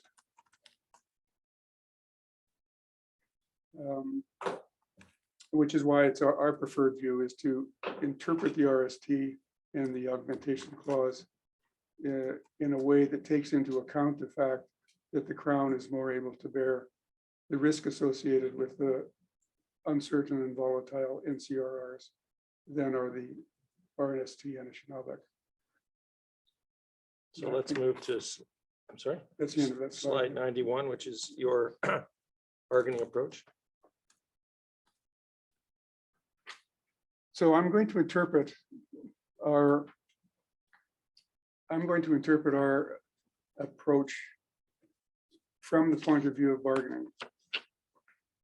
Not that you necessarily have to do that, but one way of interpreting our approach is to think of it of the RST as the outcome of a sort of bargaining, analogous to the Stiglitz-Hutchins bargaining approach, but incorporating the cost of risk of NCRs to whomever bears them.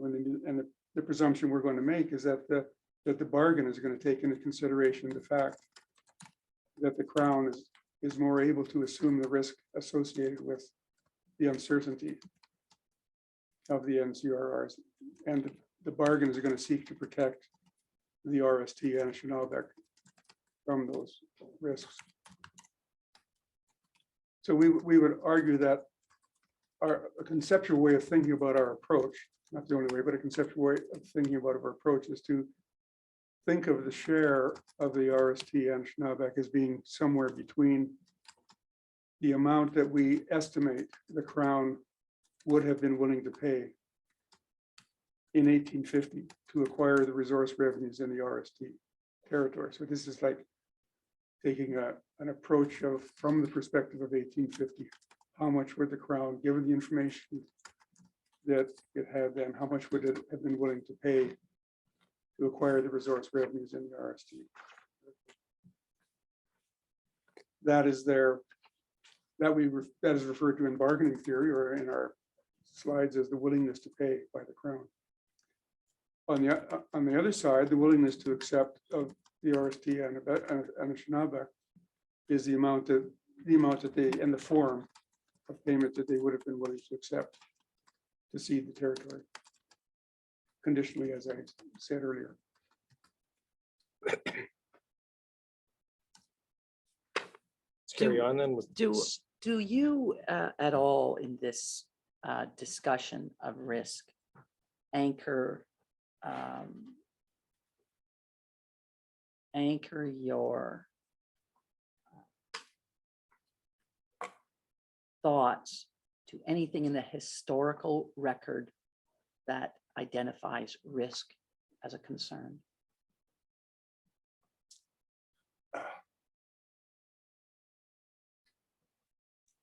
I think we're guided a little bit by, perhaps even a lot, by various statements one finds in the historical record about the high degree of uncertainty that surrounded the value of the territory.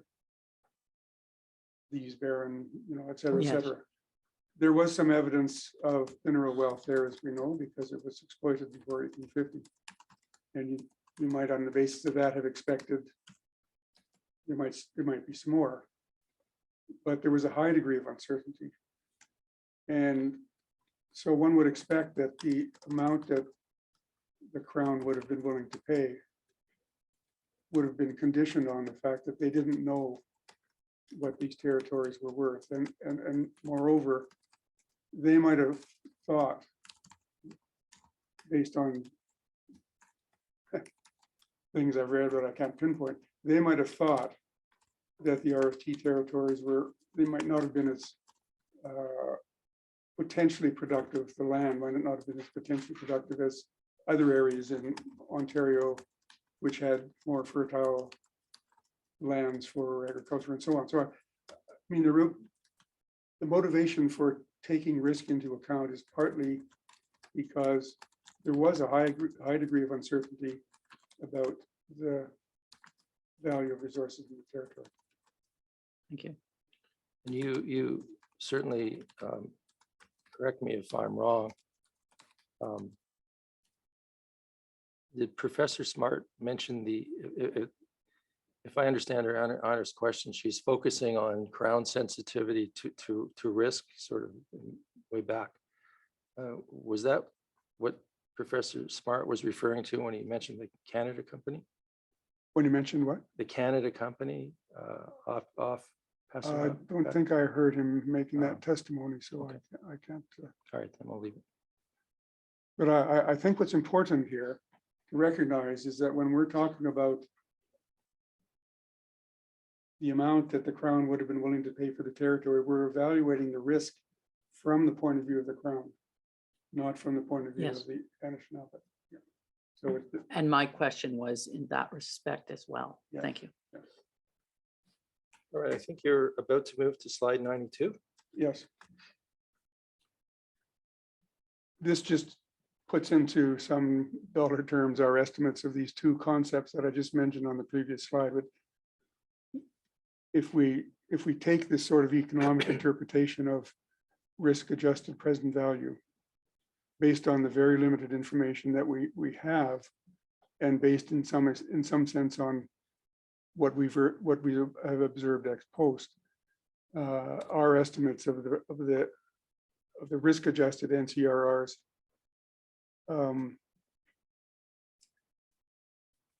in 2022 dollars is $84.8 million. That's the amount that the Crown would have been willing to pay In $2020? in 2020 dollars. Yeah. That's- Sorry, $2020. Yeah, Sorry, what? $2020. Oh, I'm sorry, did I say something else? 2020 dollars, yeah.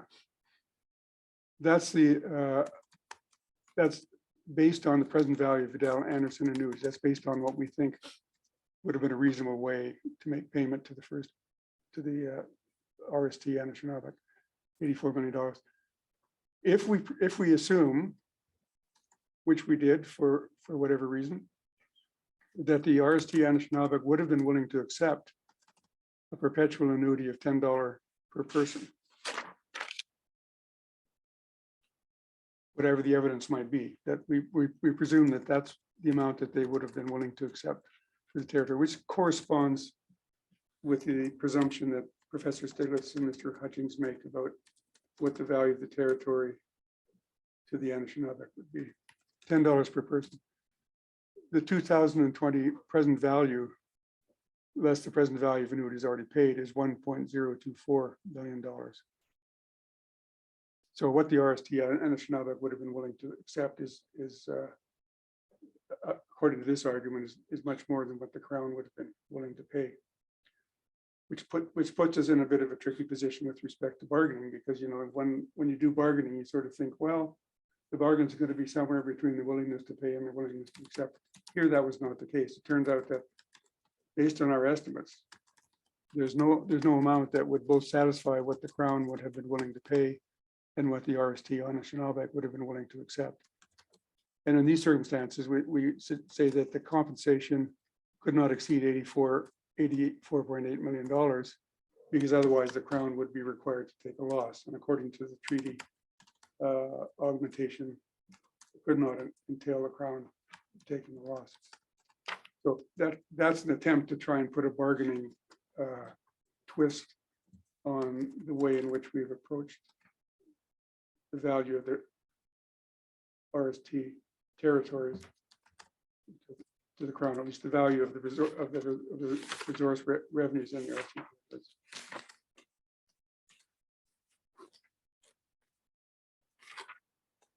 All right, let's go on to the next slide, 93. There's a table there. I think it might be useful for you to take us through. Actually, I'm not sure how useful it would be to take us through. This table really talks about the present value of raw NCRRs, not annuitized NCRRs.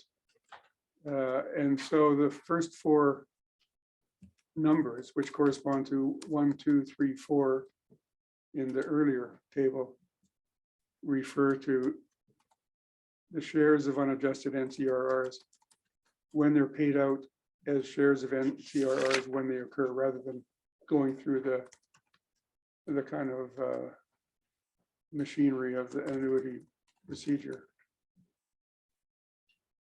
So the 168.9, which has sometimes just been referred to as 169, that's what you feed into the annuity machine, so to speak? That's right. That's the raw, that's the present value of risk adjusted NCRRs without feeding them through the machine. But the annuity machine uses band trust account rates, and that's how you get up to And we 300 don't deal with that. These are just Yeah. the raw present values of our risk adjusted. Going in. NCRRs. Pardon me? going in. Yes. Now, I mean, just to foretell something that's going to come up, and that's been a little bit of a dispute with Professor Stiggs and Mr. Hutchings. Notice that the shares of unadjusted NCRRs are all negative. And the reason for that is because according to our estimates of NCRRs, so we're using our estimates of NCRRs, they're not Mr. Hutchings. Because NCRRs turned negative in the latter part of the 20th century, the present value of unadjusted NCRRs is also turns out to be negative. However, when we risk adjust these things, and this is a source of a little bit of contention, when we risk adjust these things, the process of risk adjusting puts lower and lower weight on outcomes the further they are going to occur in the future. And that's a kind of an important consequence of risk adjustment. Sorry, this is getting denser by the minute, I'm sure, but Well, dense and slow paced is fine. okay.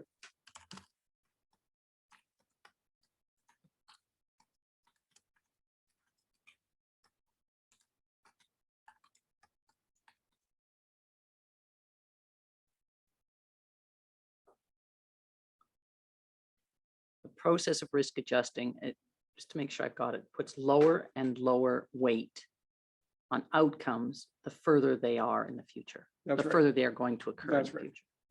And the idea is that there's greater and greater uncertainty associated with outcomes far into the future than there are with outcomes closer. The reason that I mention that is that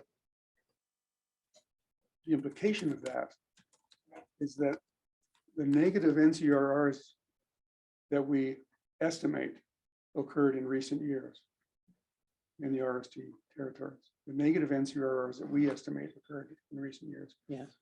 turn out to have very little weight when we risk adjust, because risk adjustment reduces the weight of outcomes In the far in future. the far future. Yeah, and that's risk adjustment is enough to turn present value of NCRRs into a positive number rather than a large negative number. To which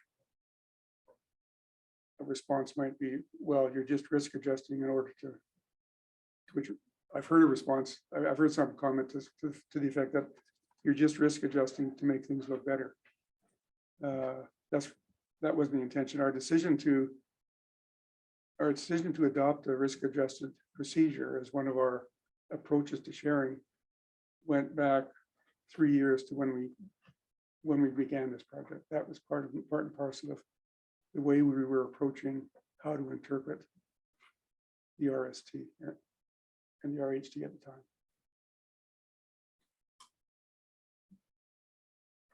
I have to admit that I have been puzzled by the actual outcome of a calculation, this risk adjustment, where, as I understand it, as you just said, the greater the uncertainty associated with the near future, the more impact there will be, and the longer away in the far future of great uncertainty, or in this case of negative outcomes, the less impact there will be. Yes. But in this, as my understanding is, the negative outcomes as your approach to NCRRs is done occurs 100 years after the treaty. Yes. And still has, and those negative outcomes, even with risk adjustment, still have an enormous impact. Some impact, yes. I'm sorry, Your Honor, I don't understand. What you mean Well, by I've enormous. just, so even though they're 100 years in the future, where presumably nobody was thinking, frankly, of 100 years in the future, Yeah. there's still such an impact on them, or there's still such an impact from those Mhm. that this fits this it's called definition of risk adjustment, where the far future is supposed to have less of an impact than the near future. Yes. I'm going to have a picture in a minute that kind of, yes, it's a little bit what you're saying, but I Well, is it because in the near future there was a negative view, there was such a negative view by the Crown of the potential of the territory? I wouldn't put it, I understand what you're saying, Your Honor, but I wouldn't put it exactly that way. I think it's better to say that there was a higher level of uncertainty about what might occur further in the future than about what might occur nearer to 1850. And this higher degree of uncertainty meant the Crown did not know, the possibilities of what might happen 100 years after 1850 were much more uncertain. The outcome could have been highly positive or highly negative. They just didn't have any idea from the point of view of 1850. And that uncertainty became greater and greater as we went from 1850 to 1950 to 2000 and so on. And so what risk discounting does is it puts a lower value on NCRRs that occur later on. Now, if anybody doesn't like risk adjusted NCRs, that's one of the reasons why we presented 4 alternatives, because we've presented 3 other sharing alternatives where we don't risk adjust. And when we do that and we put it through our somebody called it a Rube Goldberg machine, our annuity system, we get numbers that, although they're different, they're not as different as you might expect from the risk adjusted NCRRs when they're put through the annuity machine, give us the lowest present value. Mhm. The unrisk adjusted ones give higher present values, but not that much higher.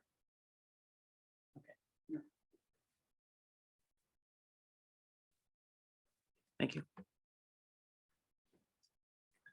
Did you want to move on to slide 94 now? Yes.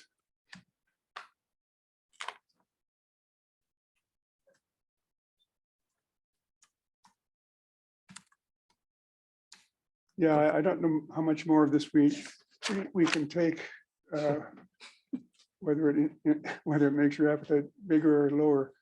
But this is really more of a response to the comments that we got from the Stiglitz-Hutchings report than a sort of a proactive selling of our risk adjusted procedure. So I don't know that we have to spend a lot about it. Except to say that the approach that we took to risk adjustment, and you'll have to probably take my word for this if you're not a financial economist, the approach we took to risk adjustment is actually an approach which is common in the financial asset, so-called asset pricing literature, the pricing of assets that have risky outcomes. And the standard way to do that is using what the Stiglitz and Hutchings reply report explicitly called the standard procedure for pricing an asset with a risky return. That's what we're using. And if I can quote them, just to make this point, the authors, that's us, discuss how to use historical evidence to estimate the cost of capital for presenting the present value of a project. They go on to discuss how the appropriate approach to calculating the expected return to use the rate of return on a specified risk-free security plus a risk premium calculated from historical evidence. So they're talking about the authors of a textbook. I'm sorry, they're not talking about us.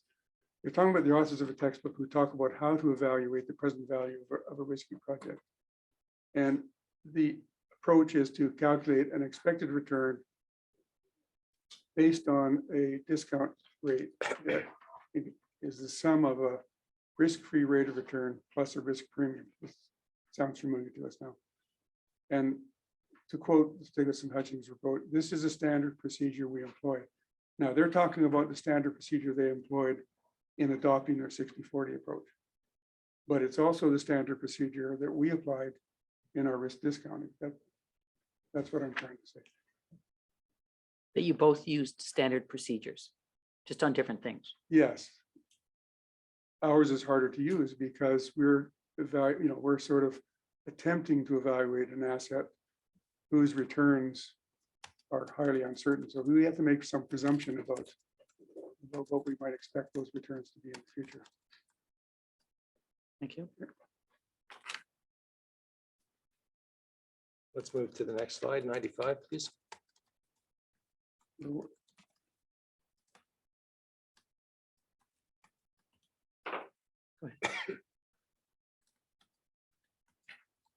This is just a resume of our approach, and I'm not sure it's worth spending a lot of time on it because we've talked about almost all these things. The treaty negotiations involve bargaining with the Crown, assuming most of the risk. The final outcome is assumed to be bounded by what the Crown was willing to pay in terms of risk-adjusted NCRs and what the RST and Anishinaabe were willing to accept, which we assume is a $10 per head annuity. We assume that total annuities cannot fall below $2,000 according to the terms of the treaty. So the RST and Anishinaabe cannot take a loss. The Crown at the same time cannot incur a loss when it makes augmentation. So augmentation cannot exceed the present value of risk-adjusted NCRRs. To minimize the risk borne by the RST and Anishinaabe, the volatile stream of risk-adjusted NCRRs is converted to a smooth stream of Vidal-Anderson annuities. And that's part and parcel of the way in which we view this contract, if you like, as being also a contract that in which the Crown bears most of the risk and the Anishinaabe bear relatively less.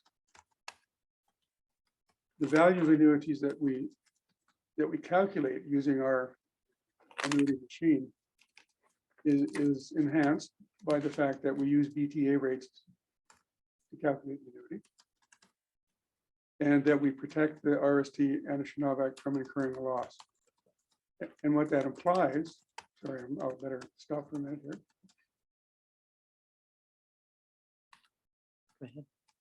And what that implies, I think it's important to emphasize, what that implies that the outcomes that we get under our annuity scheme, present value outcomes we get under our annuity scheme, whatever the sharing we take, always exceed the present value that we get by just taking the shares of raw NCRRs.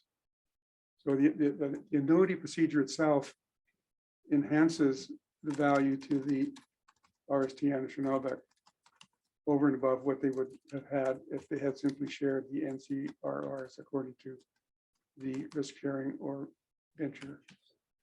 joint venture approach.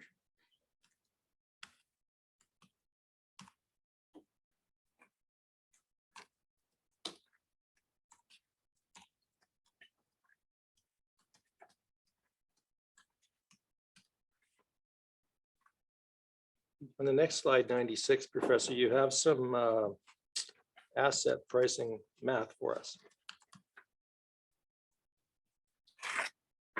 Yeah, I'm not so sure if there's really any value in going over the slide. It's just an explanation of what Professor Stiglitz and Mr. Hutchings call the standard approach and the approach we use. So I think it's something that is okay to have in the record, but I really don't think it's that there's a lot of value associated with going through it.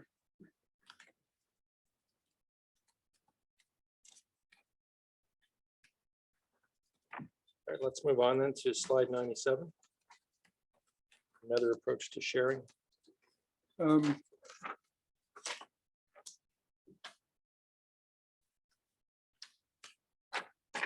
Again, if you don't mind, I think the content of the slide has already been covered in our discussion back and forth. So I would be perfectly happy to pass on to the next slide, and nothing would be missed unless somebody objects. All right, slide 98 then. Okay, we only have a few more slides in this section, but let me try and get through them before we get to the final section. And here I'm attempting to respond to some of the concerns that were raised by Professor Stiglitz and Mr. Hutchings in their reply report. And the first comment is one that has been raised by your honor, in fact, as well as many other people, I think, and that is the way in which we implement our risk-adjusted scheme, our risk-adjusted NCRR scheme. What we do is we, in order to determine risk-adjusted NCRRs, we have to have some idea of what expected NCRRs might be, and then risk adjust those to take account of the fact that we don't know whether they're going to be exactly that or not. So a precondition for applying this so-called standard procedure for pricing an asset with uncertain outcomes is that we have some hypothesis or some presumption about what expected NCRRs might be from the point of view of 1850. Now, this is a big leap. There's no doubt about the fact that this is a big leap. And what we've done is we've adopted a procedure that's commonly used in the financial economics literature, especially the literature that tries to estimate asset values on the basis of past observations. And that this normal assumption is to assume that the NCRRs, that the best guess of NCRRs from the point of view of 1850 are the ones that actually occurred. Okay, so we treat the actual stream of NCRRs as the expected stream of NCRRs from the point of view of our risk discounting. And this is part and parcel. This is one way of explaining this approach is what is known as the rational expectations hypothesis, which is I would say, not uncontroversial approach to the world, but it's an approach that underlines a lot of econometric studies of asset pricing. And the argument for it is that it's the best evidence we have available to guide us in calculating risk-adjusted NCRRs. We have no reason to expect that participants in the treaty negotiations in 1850 would have systematically expected NCRRs to be higher than we observed, or would have systematically expected them to be lower than we observed. We just don't know. So we say, well, our best guess of expectations is what actually occurred. Simply because we have no evidence that they would have expected more or less than that. Now, you may or may not find that convincing, in which case you may or may not find the risk-adjusted approach convincing. But again, to repeat, the risk-adjusted approach to sharing is one of four that we consider. But it does have some implications. using our procedure of risk adjustment does have some implications that are worth noting in it, and that we've already briefly discussed. Risk adjustment implies that the value of NCRs, not the actual NCRs, but their value available for sharing declines as time goes on and reaches 1% of actual NCRs by 2020. We don't dispute that. And this is a standard feature of the standard asset pricing approach, that there's risk discounting puts a lower and lower value on outcomes further into the future. The next page. So yes, stop there for. So it's the operation of risk adjustment that presumes or assumes that the resources available for sharing declines. It's a consequence of risk adjustment. It's a consequence. It's a of consequence risk on these numbers or in all cases? You know, risk discounting has a consequence that it puts lower and lower weights on outcomes further into the future. The operation of this formula has less and less of an impact. Yes. Okay, thank you. So that's what the next slide says, that an important consequence of risk discounting is that it reduces the value of NCRRs available for sharing to 5% of the NCRRs after 1960 and 1% by 2020. And So just what for we're the saying record, is that, sorry, for the record, we've moved to slide 99 now. I'm sorry, that's slide 99. Carry on, please. So risk adjustment says we're going to put very little weight on NCRRs that occur 150 years from now, because there's so much uncertainty associated with them. They could have been a lot higher, but they also could have been a lot lower. So we're going to attribute very little weight to them. So such little weight that we're only going to give 5% weight to the NCRRs that occur by 1960 and 1% to the NCRRs that occur by 2020. Now, by coincidence or not, these happen to be years when the NCRRs were negative.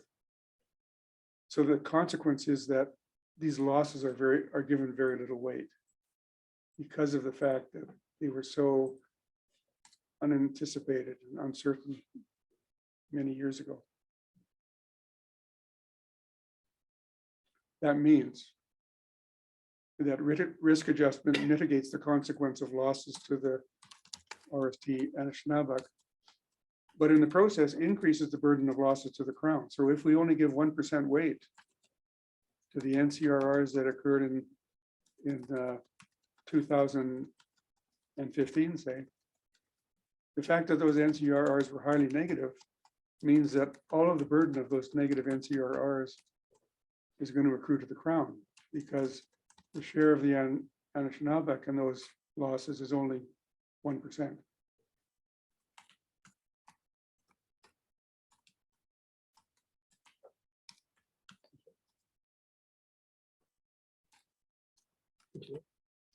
Now, that's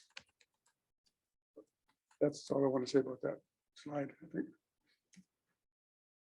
You want to move to slide Move to 100? slide 100. So slide 100 is just a depiction of two things. The blue line is a depiction of and the blue line, just to confuse you a little, is red using the axis on the right-hand side. So the blue line represents the value put on the value put on annuities from 1850 to 2020. So for example, in the year 1950, let's say, the height of the blue line in the year 1950 looking at the right axis, is about, eyeballing it, is about, I don't know, 8%, maybe.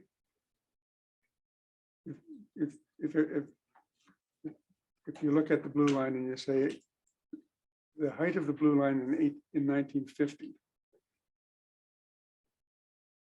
using the scale on the right-hand side of the diagram is about 8%.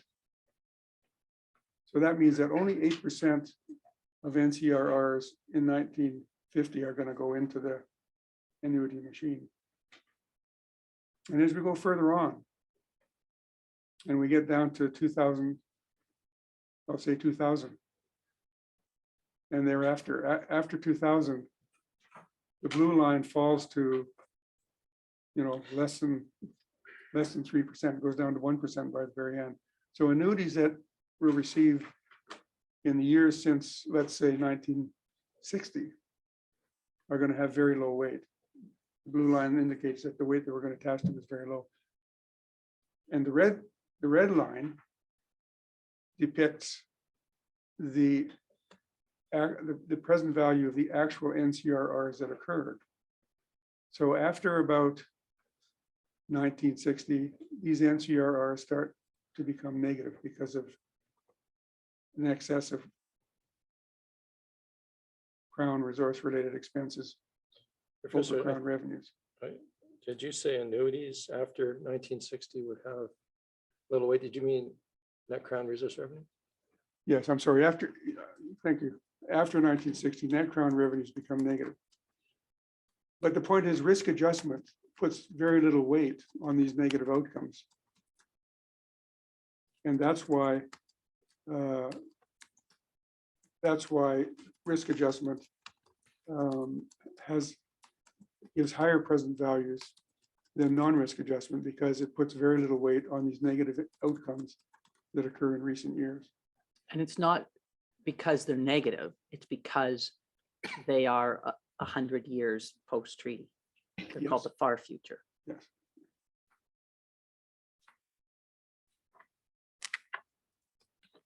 Okay, that's enough for that.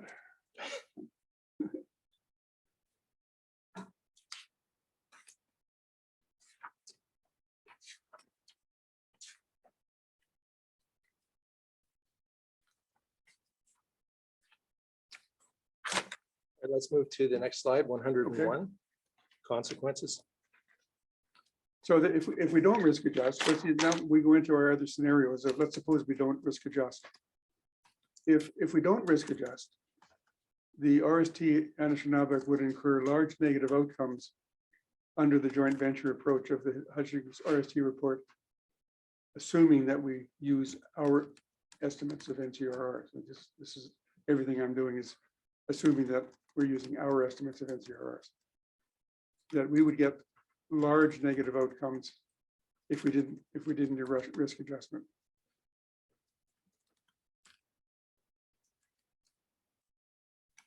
Now,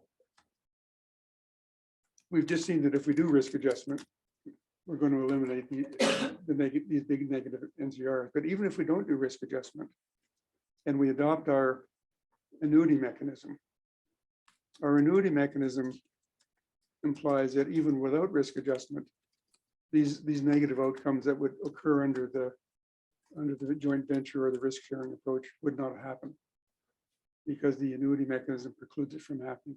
And that's one part of the purpose of the annuity mechanism, is to protect the RST Anishinaabe from negative augmentation, from negative consequences, but allow them to gain in positive. So under the annuity mechanism, the RST Anishinaabe obtain benefits when NCRRs are positive, but when they become negative, they're protected from them, because we have built in to the annuity mechanism the fact that annuities can never fall below the base amount stipulated in the treaty. So just to recap that, if the Boadway and Smart annuity mechanism means that in the years of negative NCRRs as calculated by you, there would still be a $2,000 payment. Yes.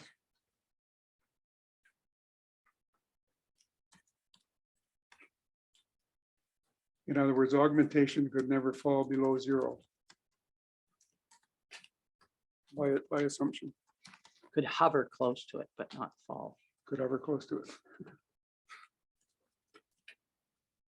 But I mean, hovering close to it in later years, but you would never undo the positive annuities that had been paid out in earlier years. So there would be still augmentation annuities paid in earlier years before you got to the recent years.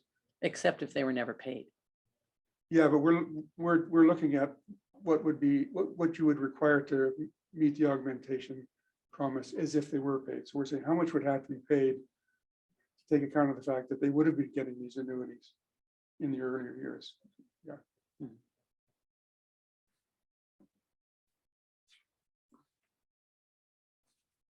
I promise we're almost finished this stuff. So, but You have more on slide 101?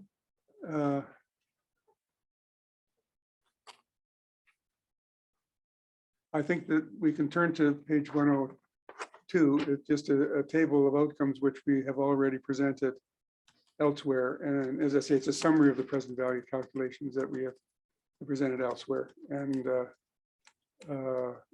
I don't think we need to be detained on it very long. It simply shows these various alternatives that if we just calculate the present value of unadjusted NCRRs, we get $4.6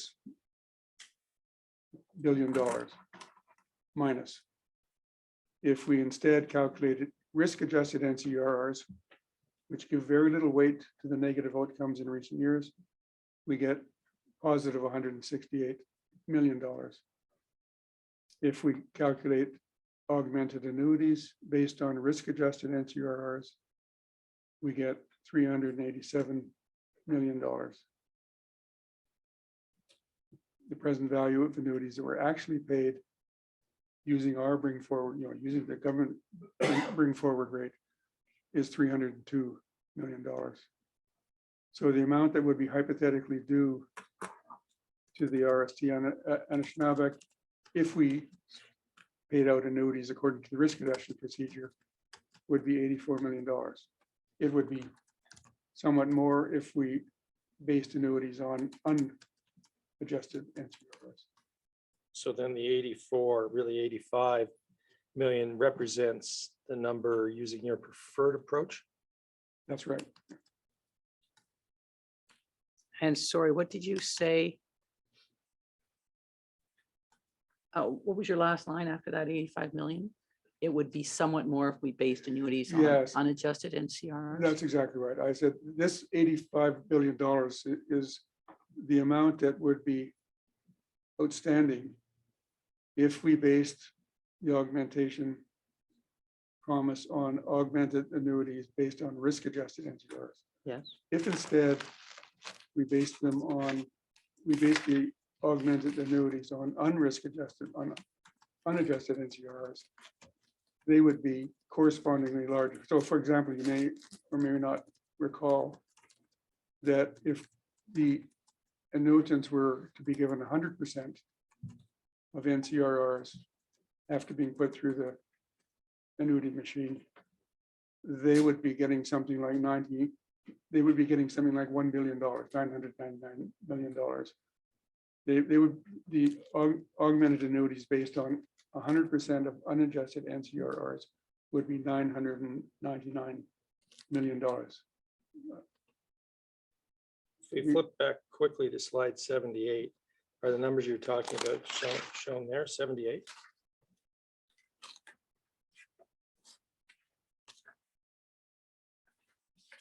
Side the 100%, 84%, and 50%? Are those the other alternatives? Yeah, that's correct. So what I'm saying is that if you viewed that the annuitants were entitled to 100% of annuities based on 100% of unadjusted NCRRs. Let me say that again. If you assume that annuitants were entitled to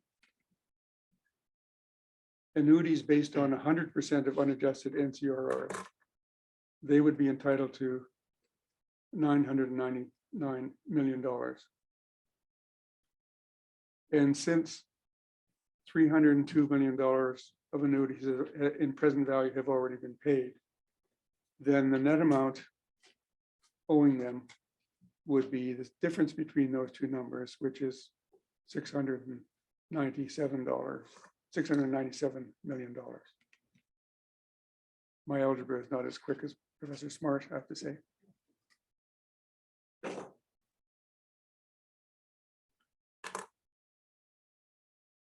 Hence my confusion. I'm so sorry to say this because of what it might reveal, but I thought this whole explanation of risk adjustment was would be advantageous to the annuitants. Because you were putting less weight on the negative years. But in fact, without doing any risk adjustment, you say the annuities would be, you say somewhat larger, but it's the difference between 697 million and 84 million, Right. or 85 million. Yes, I'm sorry for the confusion, Your Honor. Let me just quickly try and clarify.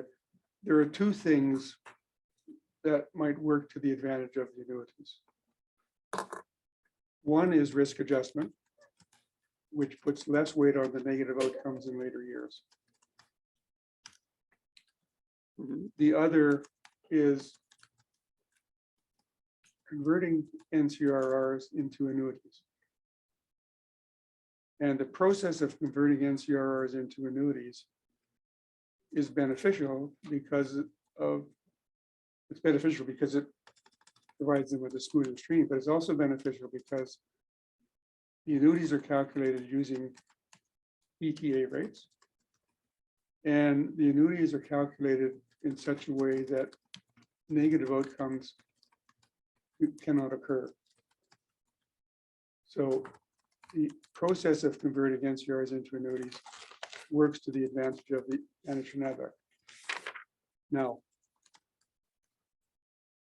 your concern is very well taken and very, it's actually quite a subtle concern, and that is that the conversion to annuities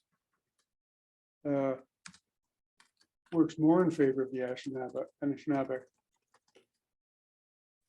when we use unadjusted NCRRs than when we use risk adjusted NCRRs.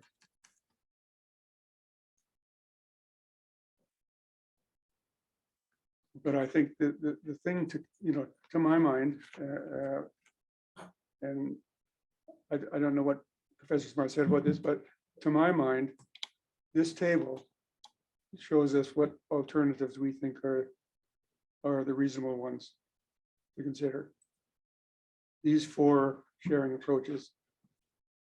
Our preferred approach is the risk adjusted approach, but there are these three other approaches which give different shares of unadjusted NCRRs. They feed these different shares of unadjusted NCRRs into the annuity machine. And how do these numbers you're looking at, 100%, 84%, 50%, how do they interact with the not incurring loss provision of the treaty? Well, the simplest way to see that without actually doing so is to recognize that if you just take the raw present value of unadjusted NCRRs, they tend to be negative. They're large negative numbers. The process of annuitizing, and they're large negative numbers because they have these big losses in later years. The process of annuitization, what's the word you used? Whitewashes these negative NCRRs. I'm trying to think of the proper word. Mitigates possibly, or That's right. Yes. neutralizes. Yes, right. Right. Okay, go ahead.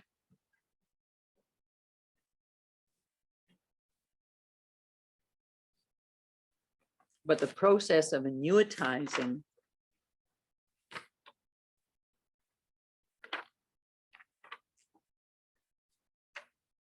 I thought it was the process of risk adjusting that was supposed to mitigate, or in your mind, not supposed to, but that you say mitigates the consequences of the negative years. But when I put those figures to you, it didn't look like that to me. But so you say now, or if I get this, that it's the process of annuitizing or the process of annutization that diminishes the impact of the negative NCRRs. That's a brilliant observation. And the answer is yes, both of those things do that. Both the process of annuitization and the process of risk adjusting mitigate, reduce the impact of negative NCRs in later years. That's right. When the two interact, which they do in this table on the screen, then the net outcome of those two things, i.e. the risk adjustment and the annuitization, yields those four outcomes. On 101, slide 78, on 78. yeah, we want the slide that's on the monitor, I'm sorry.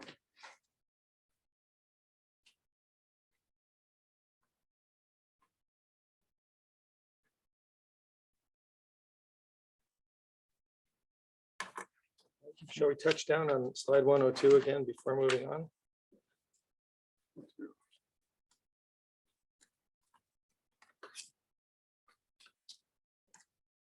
Okay, I think I'm really finished with that slide. It kind of that slide compared with the other one illustrates the 2 points that Corona was making about two things going on here. One is the annuitization, and the other one is the risk adjustment. And then the word I was looking for was sanitize. It was sanitizing the results for negative outcomes. Yeah. Thank you. Okay, let's go to slide 103, please.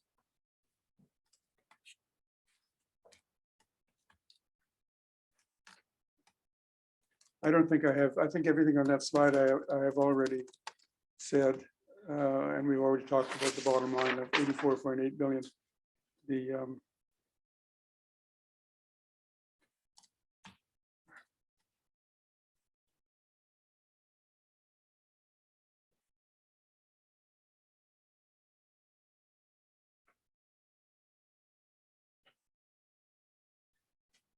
I mean, perhaps I should just say one word, that the reason for this slide was to come back to this point that we have to be wary that when we think about satisfying the augmentation promise, we have to be wary of the fact that the satisfaction of the augmentation promise can't cause the Crown to incur a loss. So this really is a statement about what limits the amount that what limits the amount that should be paid without the Crown incurring a loss. And here, the limit is stated in terms of risk-adjusted NCRRs.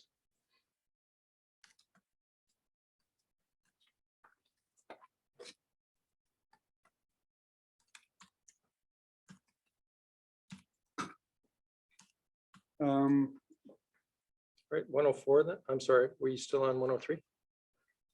No, Let's move to 104 then, if we could.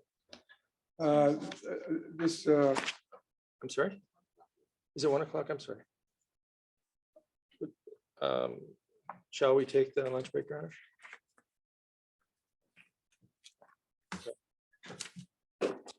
And how are you doing, I'm fine. Mr. I'm Marcello? fine. On timing? Yeah. You're going through to the end of the slide. I'm not going to be late. I'm probably going to be early. I'm probably going to finish before the next break, but I don't know which Okay. direction it's going to take. But I'm barring anything completely unforeseen, I'm going to finish today. All right. Thank you. So we're at 1 o'clock. It's doable. 2:15. 2:15. Thank you, Your Honor. All rise.